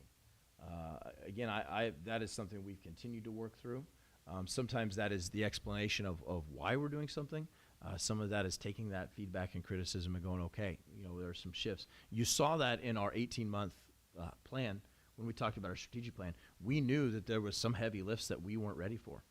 And so, again, that's feedback. What we have not done a good job, and we have to continue to do, is explain, okay, we're not doing this because you said that. Again, connecting those dots, no different than, hey, this is what's happening because you said this.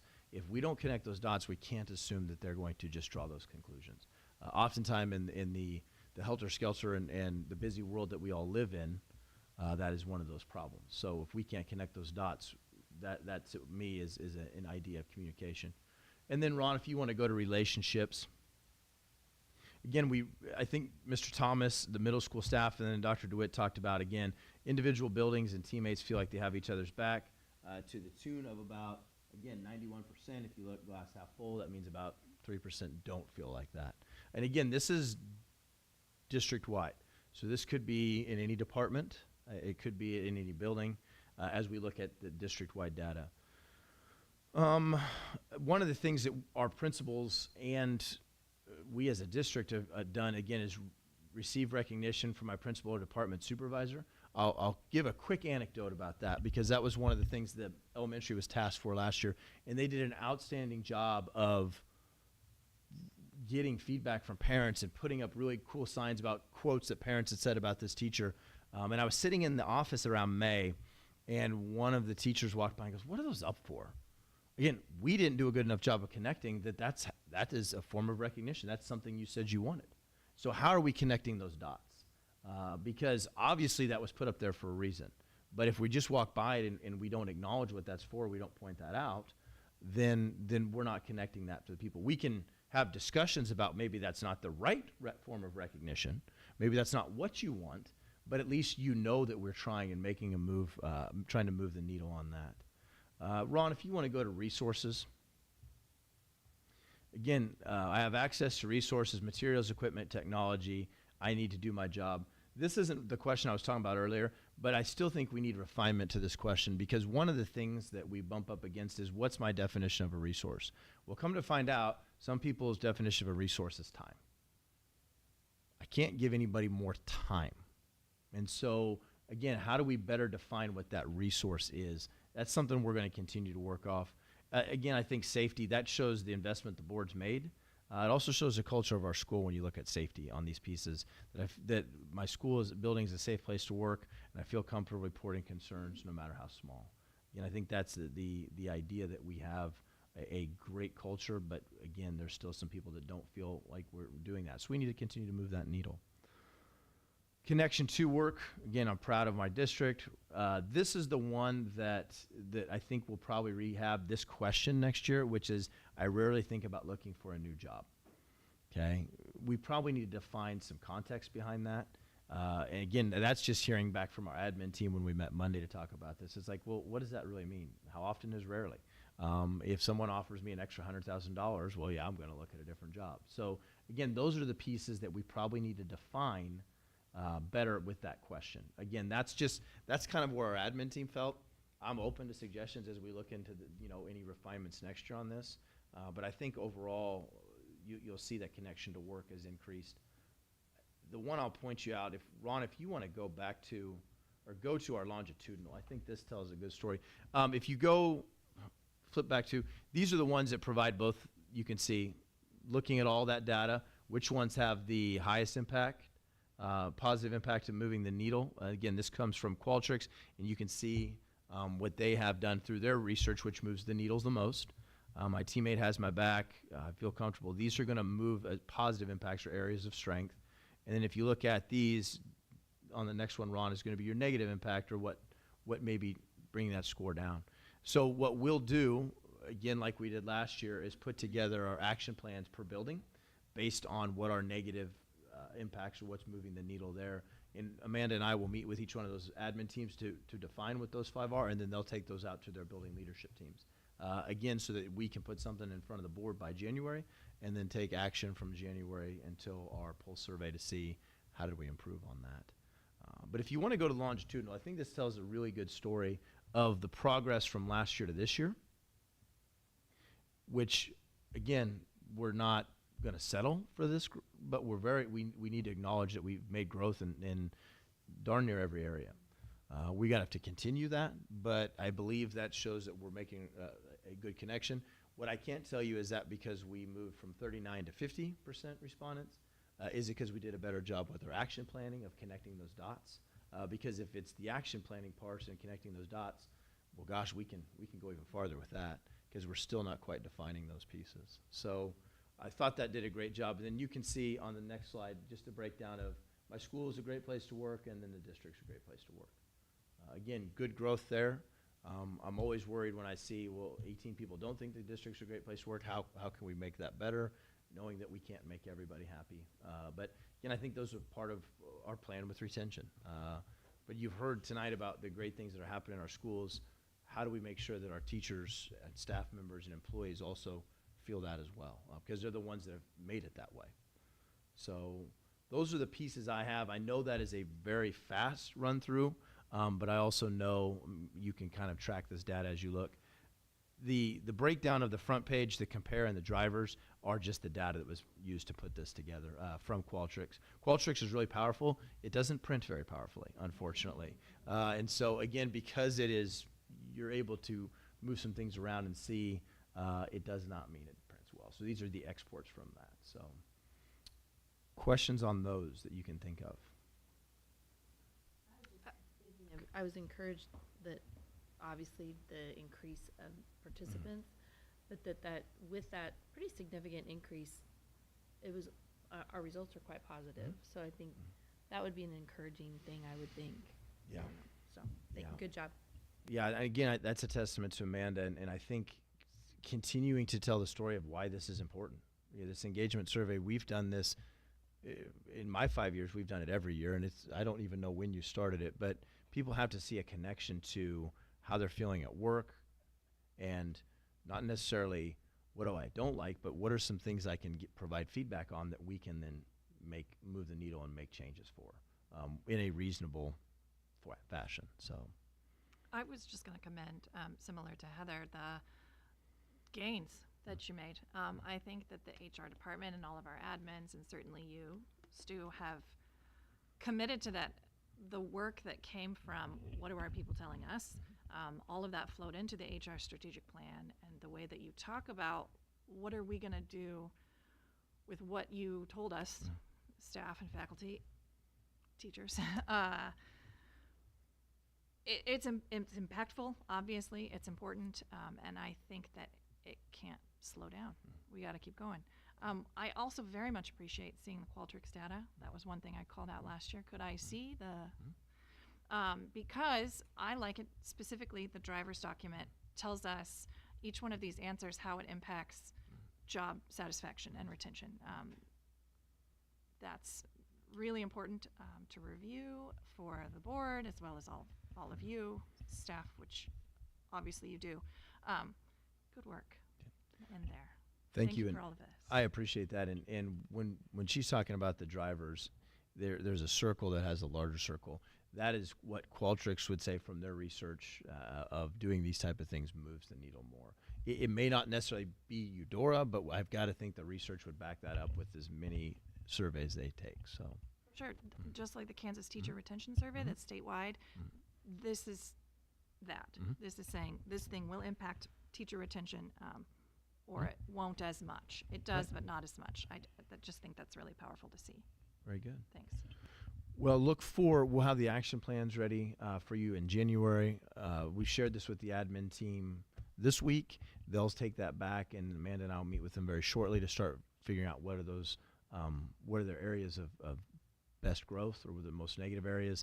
Again, these may be aligned, several through the same building, or maybe some one-offs here or there, because we break them down by building. We're able to do that there. So that is very helpful. And then they'll meet with their teams and try and get that feedback. And again, it's connecting those dots to, okay, if you're not happy with this, the best discussion is, have you talked to your BLT team about that? Have you talked to your grade level team about that when you share that back out? Again, I love the idea of getting people talking instead of just a survey where we share our thoughts and that's it. The idea that, okay, what do you like to see change? What are changes we can make? So I love the idea of that feedback and talking, because we want some things that we can be actionable with. So last but not least, I've got our district fundraising information on here. Again, this is 2 months ago we kind of brought this to your attention. I've had a few questions, and I'll share those now. Again, I do not need any answers tonight. What I'm hoping to do 2 months from now, so not in December, but in January, bring you back maybe some working documents based on some of this feedback, so that you guys can go, hey, we love this direction. Have you thought of this? So one of the things that's come up in conversation is we don't necessarily have a form to fill out to start any sort of new pieces of fundraising. And so I know they'll talk to Kara, but is that just a quick email to say, hey, we're going to do this fundraiser? Okay. So to me, I think it would be better to have some more detailed information. Hey, this club's going to do this fundraiser. This is what the money's going to go for. This is what we intend to do that purpose. I don't want to create more work for that person, but I do want to be able to create a systematic approach to starting a fundraising opportunity. So it's not like, oh gosh, there's a game coming up tonight. Let's go grab some Little Debbies and we'll sell them at a table. Not that any of our groups do that, but again, there's always that opportunity. So we want to create a systematic approach. So that is one avenue I'd really like to look at. Again, at any time, please share your thoughts. The other avenue that we know can be burdensome is there's not necessarily a calendar or anything of, hey, this is when we're going to have this fundraising opportunity. Not that's necessarily for the community that we're going to publicize, hey, 6 months from now, there's this. But I'll use the example, and this is nothing wrong with the groups, but our first football game, if you heard Jason Gray, it sounded like an advertisement between go see this group, go see this group, go see this group. Again, I love that idea, but could we spread that out among all of our games? Football is certainly always going to be a big draw, but I think of just like our concession stands, when Kara schedules those out, she doesn't schedule 2 groups for a concession stand. So is that going to be, okay, we're going to have 2 groups at an event instead of 6? Again, that way it doesn't feel like Kara is telling people, no, it's like, no, this is our best practice. So that she doesn't have to feel bad. It doesn't have to. We've got a system approach so that when people come to ask those questions, they know that there's a system there, just like any other guidelines or policies we'd have. So trying to build out a schedule where people can get signed up in the future. They can kind of indicate, hey, there's 6 things at a football game. There's nothing at a soccer game. My gosh, it may not be as many people, but I'm the only person there. So again, trying to schedule that out and do those things. So those are a couple things we've talked about. But some of the questions I've had is, again, defining what are we fundraising for? Are those things wants or needs? One of the biggest things that I think parents always ask is, if I'm giving money to this fundraiser, is my kid going to get to enjoy that?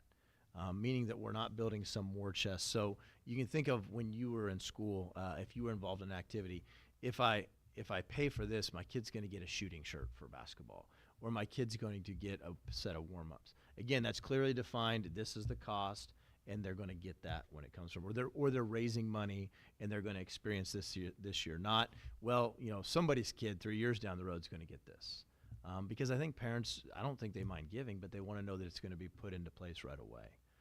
And so, again, trying to define some of those pieces there. And then, again, trying to work on, are these needs or wants? And that's kind of the bigger question, is there a way we can kind of pare down some of our kind of wants and kind of streamline to that? The other one was, again, how are coaches being paid when they are, when we think of them as paying through fundraising? Well, that's really a simple answer and complex in how it happens. So simple answer is the district puts them on the payroll. And we pay them. We take out everything we would for any of our other coaches. They are a coach just like any other coach. What happens at the end of the season, though, is that club then reimburses the district back. But I know for a fact that's, if you say, whatever our coaches are being paid, that's a heck of a lot to have to fundraise for a coach. You can think of, if we're paying a coach $2,500, well, now I've got to go raise $2,500 before my kid can even get a shooting shirt or get a team meal. Is we've got to pay for that coach first. So one of the things that Kara and I are going to work on, and I hope to have that by the next time we talk about this, is here's all the coaches we have and all the positions currently, not the ones we added this year, and then try and look at what does that look like for an average 4A school. Because one of the things that I don't know that it was set in stone, we have a great supplementary schedule and even an updated one, but it doesn't say you're going to have 3 coaches for this sport. You're going to have 4 coaches for this sport. And if you ask a coach, they'll always say, well, yeah, we could use another, and so trying to get figure that out so that we don't have to fundraise for coaches. If there's a need for a coach, then that's part of what the district pays for. But then I don't want to have to fundraise for a coach again. We can identify, is there a need for this program to have another sponsor? I don't necessarily want that to be based on numbers, because we know numbers can kind of fluctuate. But can we have a need and ask that coach to come through the athletic director to say, hey, here's why, here's what we need, bring that to me, then to bring that to the board to make that decision. But right now, on paper, we don't have anything of we have this many coaches. Again, I think that's something we can define so that we can have an opportunity to say, well, no, we don't need a coach. Or the board can say, well, yes, this is a priority. We'd like to add a coach to this for this year. So, again, I just think some simple things like that will be helpful along the way. And there are things you don't think about until we have questions. And so, again, I think that helps with that transparency. I also think it helps define that systematic approach. Question? Not specifically about Okay. coaches. Oh, yeah. I was going to add another question to the pile. Sure, absolutely. Could we get an answer and think about this? Being involved in fundraisers, as we all have, some funds, some groups, mostly sports teams, have parent groups. And some of the fundraising happens where that money flows to the coach, which means to the school. Some other funds do not flow back to the school. So I'm wondering, in this new conglomerate systematic approach, district calendar, will there be some expectation of transparency there? So that's a great question. That's something I would want the board to decide. The question is that the 12th man's been around forever. That is not a group that has any affiliation with our school per se, but it is affiliation with our football program. Those funds those funds are kept in that group. And then they're dispersed from that group. I don't know, our soccer program may be quasi like that, where it doesn't run through that program. If the board says, no, we would like those programs to run through the school, I think that's outstanding. However, now we've taken on that as another piece of our fundraising mechanism. And again, our after prom is not run through the school. I mean, take your pick. There are several of them that may not be. That may be a heavy lift, and some very legacy type systems that the board may say, no, they're going to function over here just like they have, which is perfectly fine. If you want to bring those in the fold, what we don't have is then someone to take that. No different than if we start a booster club. Great, we'll start a booster club. Who am I going to have do it? Because the problem with that is it's typically always volunteer. If you wanted to have like an athletic booster club type scenario, there's trying to put somebody in that position that is quasi-school, quasi-not, it can be tough. Absolutely. So I think another one of the suggestions was there is a piece of the system, we're all on the same page here, some kind of oversight committee, and I don't love the word oversight, just so that we're looking at equity and accountability for those things. I don't know that anything really needs to change other than just some transparency. I myself am part of one of those private fundraising groups who does their own thing, and there's a lot of tradition that goes there, and a report feels adequate, but it's not just up to me. Other things, we haven't yet touched business partnerships. I think we need to be really careful about how we cultivate our relationships with our businesses in our community, and Schools Foundation already does a really excellent job of that, and maybe we could leave that up to them or something. I don't have all the answers, I'll say again, but that would be a piece that I'd love to have staff work through. I think so, and I would totally agree with the businessship part of that, because we have an avenue for some of that through our foundation. And remember, what we're talking about is miles away from our foundation work.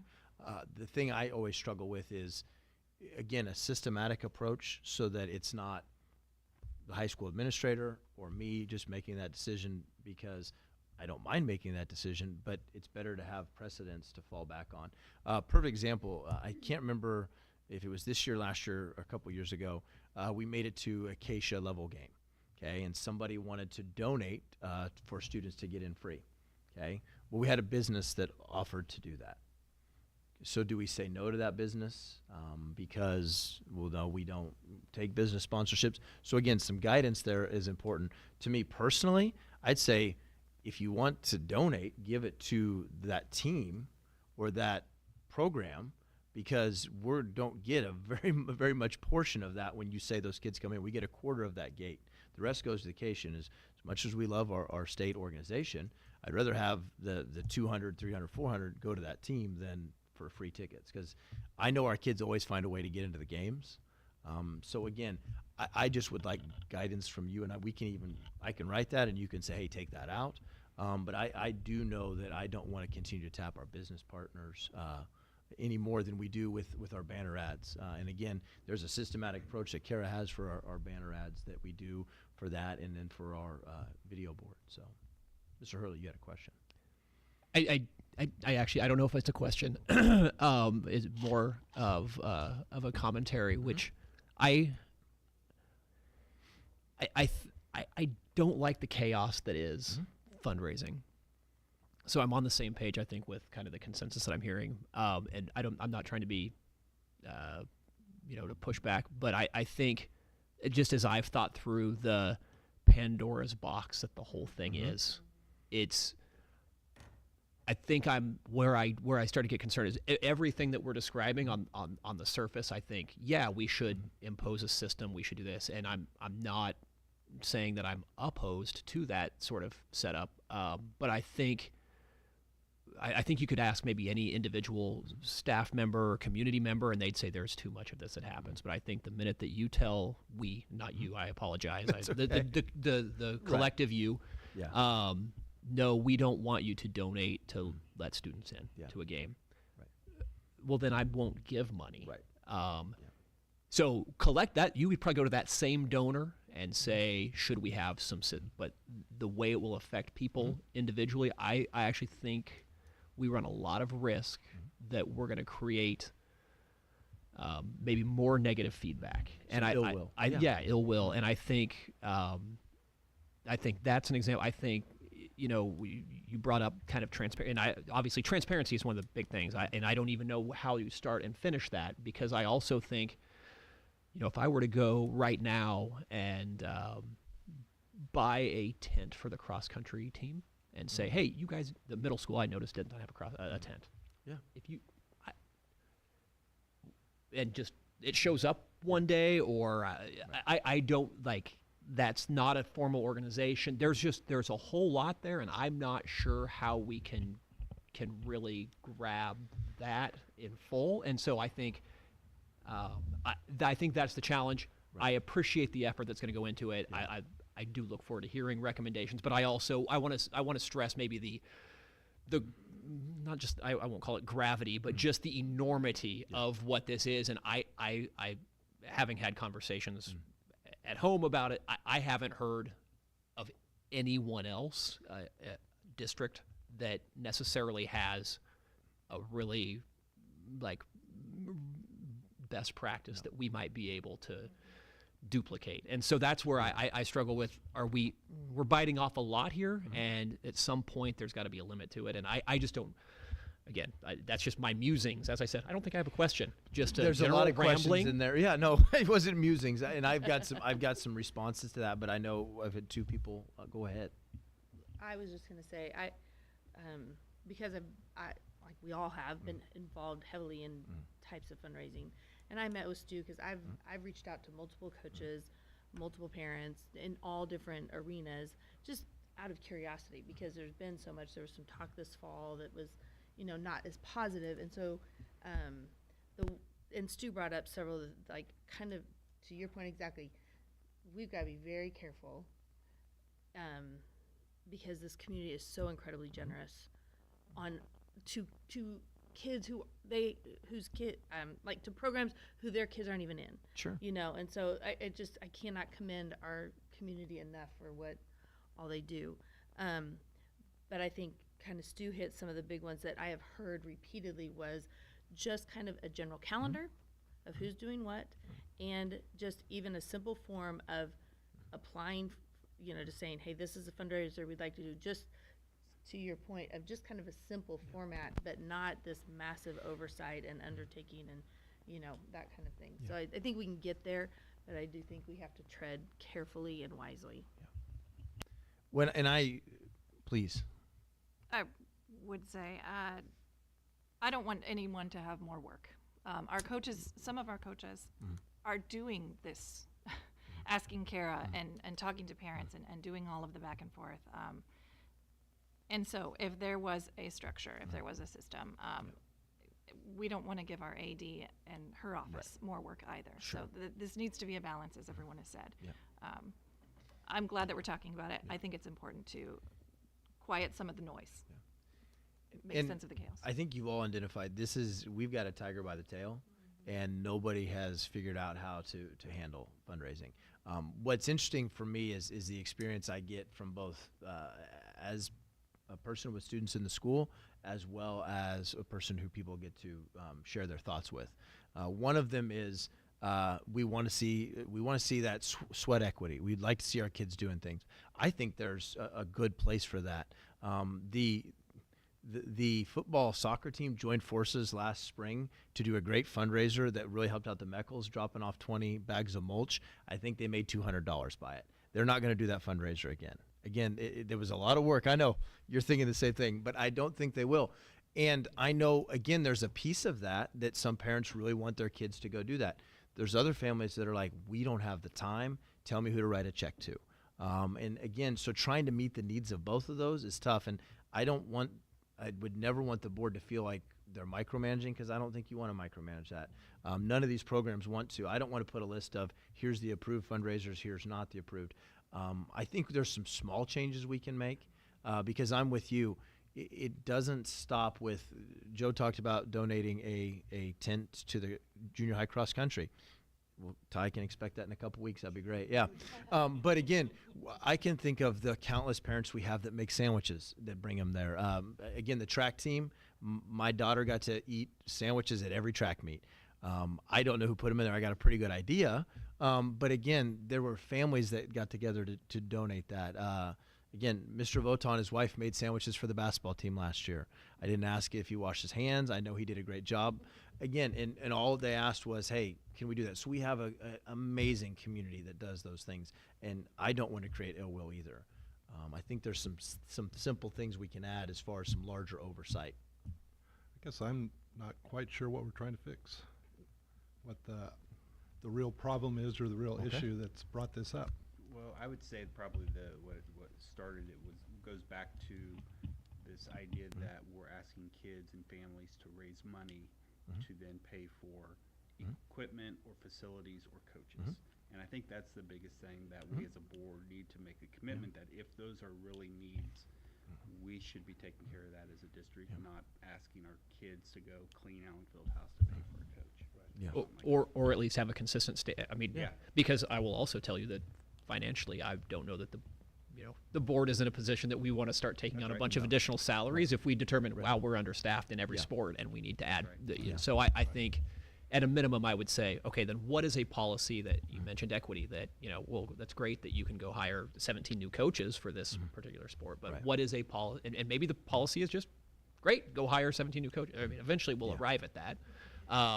But at least we would have a standard and something that we say, no, we have an approach for that. So I'm in agreement. I think that, I think when you kind of hone in on the target, that is maybe where we're at. And then kind of the rest of it just it just goes on in endless cycles and even just the transparency. And we just want to look at, I mean, sorry, that sounded like I was like, that was not at you. That's because I've thought through this and that's the same thing. It's like, yeah, we should do this. And then you think that's a full-time position. Yeah. There are literally so many fundraisers going on. Yeah.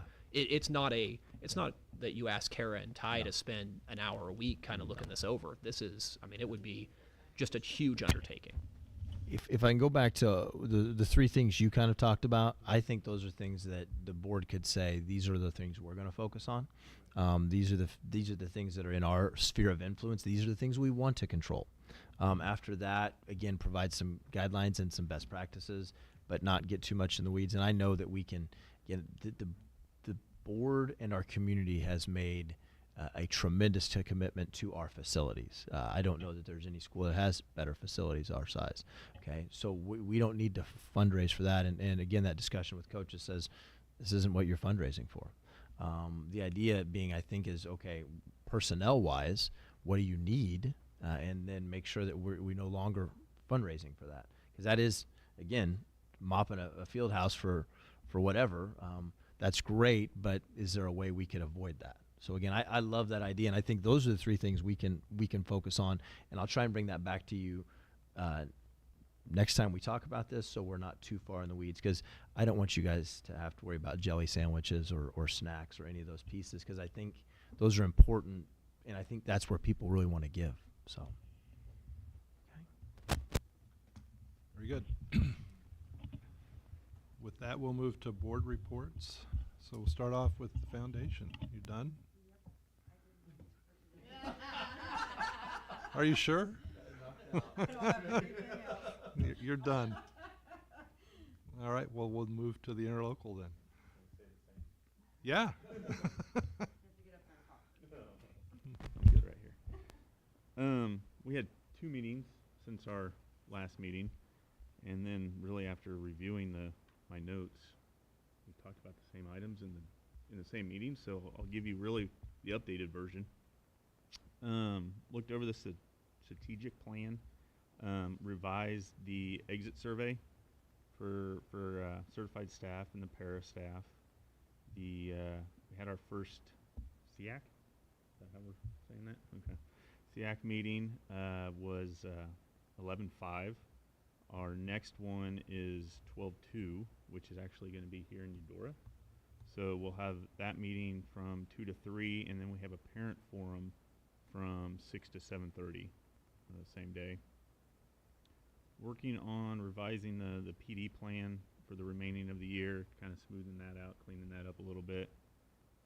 Staff-wise, we have all of our certified staff filled. We are looking for a 0.5 sign language interpreter for EMS at this point right now. Enrollment, we are sitting at 825 students. We're up 13 from even last month for that. They are looking at some options for our students or individuals that go to Johnson County for our bridge program. There was a staff member that went with them over the last couple of years. We're working on moving them out of that position, so they will have individuals. They will go to the bridge program by themselves to go to Johnson County with family support. And that's the condensed version. Claire will fill in the gaps. And that's greater than how, compared to last year, what does that look like? For the bridge program or for The 825? So I couldn't tell you from last year, but even just last month, we're about 13. Yeah. I was just curious how big of an increase it's been. It's higher. Yeah. Not a lot.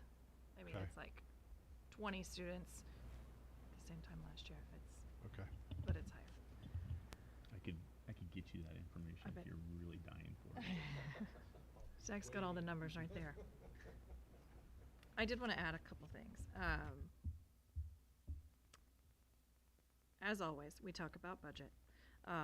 And our federal funds, because of all of the delays and all of the things, these are federal funds that go to the state, and then the state distributes them to the interlocal.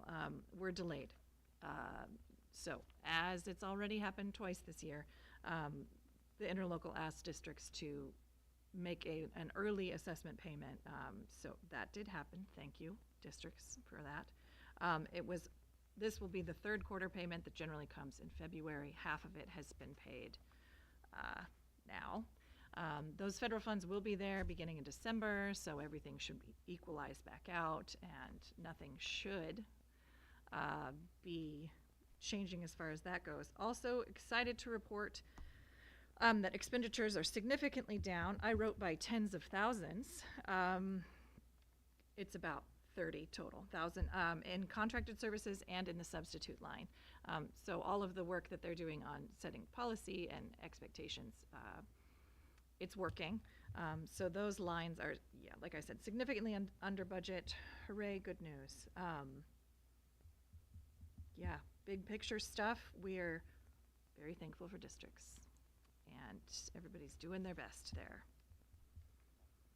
Yeah, and to clarify again, it is, we're just paying ahead of time. Yes. It's not any more than we normally do. It's just we have cash on hand to then pay, which helps the interlocal out, which we're more than willing to do. So It's not more. It's what was expected in February.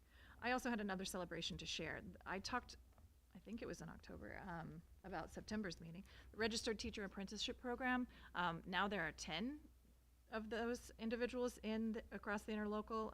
Very exciting. They do a very regimented goal setting, mentor-teacher sort of connection. They have increased responsibilities over time. It's just an incredible program. Grow your own is sort of happening. And now there are 10. There used to just be 5. So good news for us, good news for the interlocal. it's outstanding that RTAP, we have 5 through our early learning center, but what's so great for us is you got people that not only are just paraprofessionals, because that's huge, but you've got people that are interested in becoming teachers. So there's a connection of, hey, I'm going to learn real quick whether I want to do this or not. And we're talking about paraprofessionals for 3 years on that piece, which is super huge. And you've got people that they have a calling for that. So it really is a great program. I'm glad to hear that we're up 10 there. So. Right. Eric?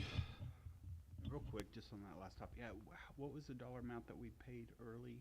I think it was 179,000. Okay. Okay, great, thank you. All right, city commission report. Quite a few things, kind of been a busy month on that front. I think maybe everyone saw the news of potentially some development of Nineham Center with both 140 plus apartment units, some villas, and then 50,000, kind of in 2 phases, maybe upwards of 50,000 square feet in retail commercial type space as well. So that is, I know that's been a decade kind of coming, and so we're not quite there, but Out of curiosity, how much does that differ from the plan that the school board actually looked at 10 years ago? Do you have any idea? It seems similar. It's the same plan. Thank you. It's the same plan. So, without, except ours doesn't have a TIP district. So, yeah. And then there is apartment. I think there's 3 buildings with 70 plus units going in behind Family Dollar and Dairy Queen. So got some growth occurring there. There's also a couple of plots of land the city has annexed, both right across the road here, as well as kind of north of the storage facility over there on East 10th Street. So a couple of movements there. The Holiday Woods project that's right over here, just on this side of K10 between here and the ballparks. That has I think it's still happening, but the duplex, multifamily zoning was denied. So it still goes to the city commission for them to kind of review that, but that might have changed their plan a little bit. And then I think maybe the most significant from a housing development standpoint is they did another housing impact analysis just to determine if the needs are still the same, if there's been anything that changed. I don't think there's been any surprises. Obviously it continues to stall out. We've had about an average year in terms of new housing starts, I think 12 year to date, maybe up slightly from last year, but in general it's been about average for the last 5 or 6 years. And really the main thing is just determining is the needs that still present and the challenges with maybe the slow commercial growth because of the lack of new rooftops. Is it still present to where it makes a compelling case for the RHID program to continue to be something that they're going after? So a lot of thought and time going into those analysis still. So quite a bit of different places around town that there's activity popping. And they're moving across from the elementary. Yeah. Yes, there's some dirt moving there. The property he was talking about that's on the intersection of K10 and 10th Street, they're going to look at that, I think, for light industrial. That's I guess I've been told it's the Isley property, and so it's a little ways outside of town, but it's right there. And as you both said, we do have some dirt moving across from the elementary. We had a small fire there the other day, but the elementary was not harmed. K10 was just shut down for a little bit. But there is some exciting progress in town. So. Very good, thanks. Heather? The CCC committee is meeting Wednesday, next week. So I have something in December. Okay, very good. Well, I think with that, we have no old business or new business. So we will take a 10-minute break before we go into executive session.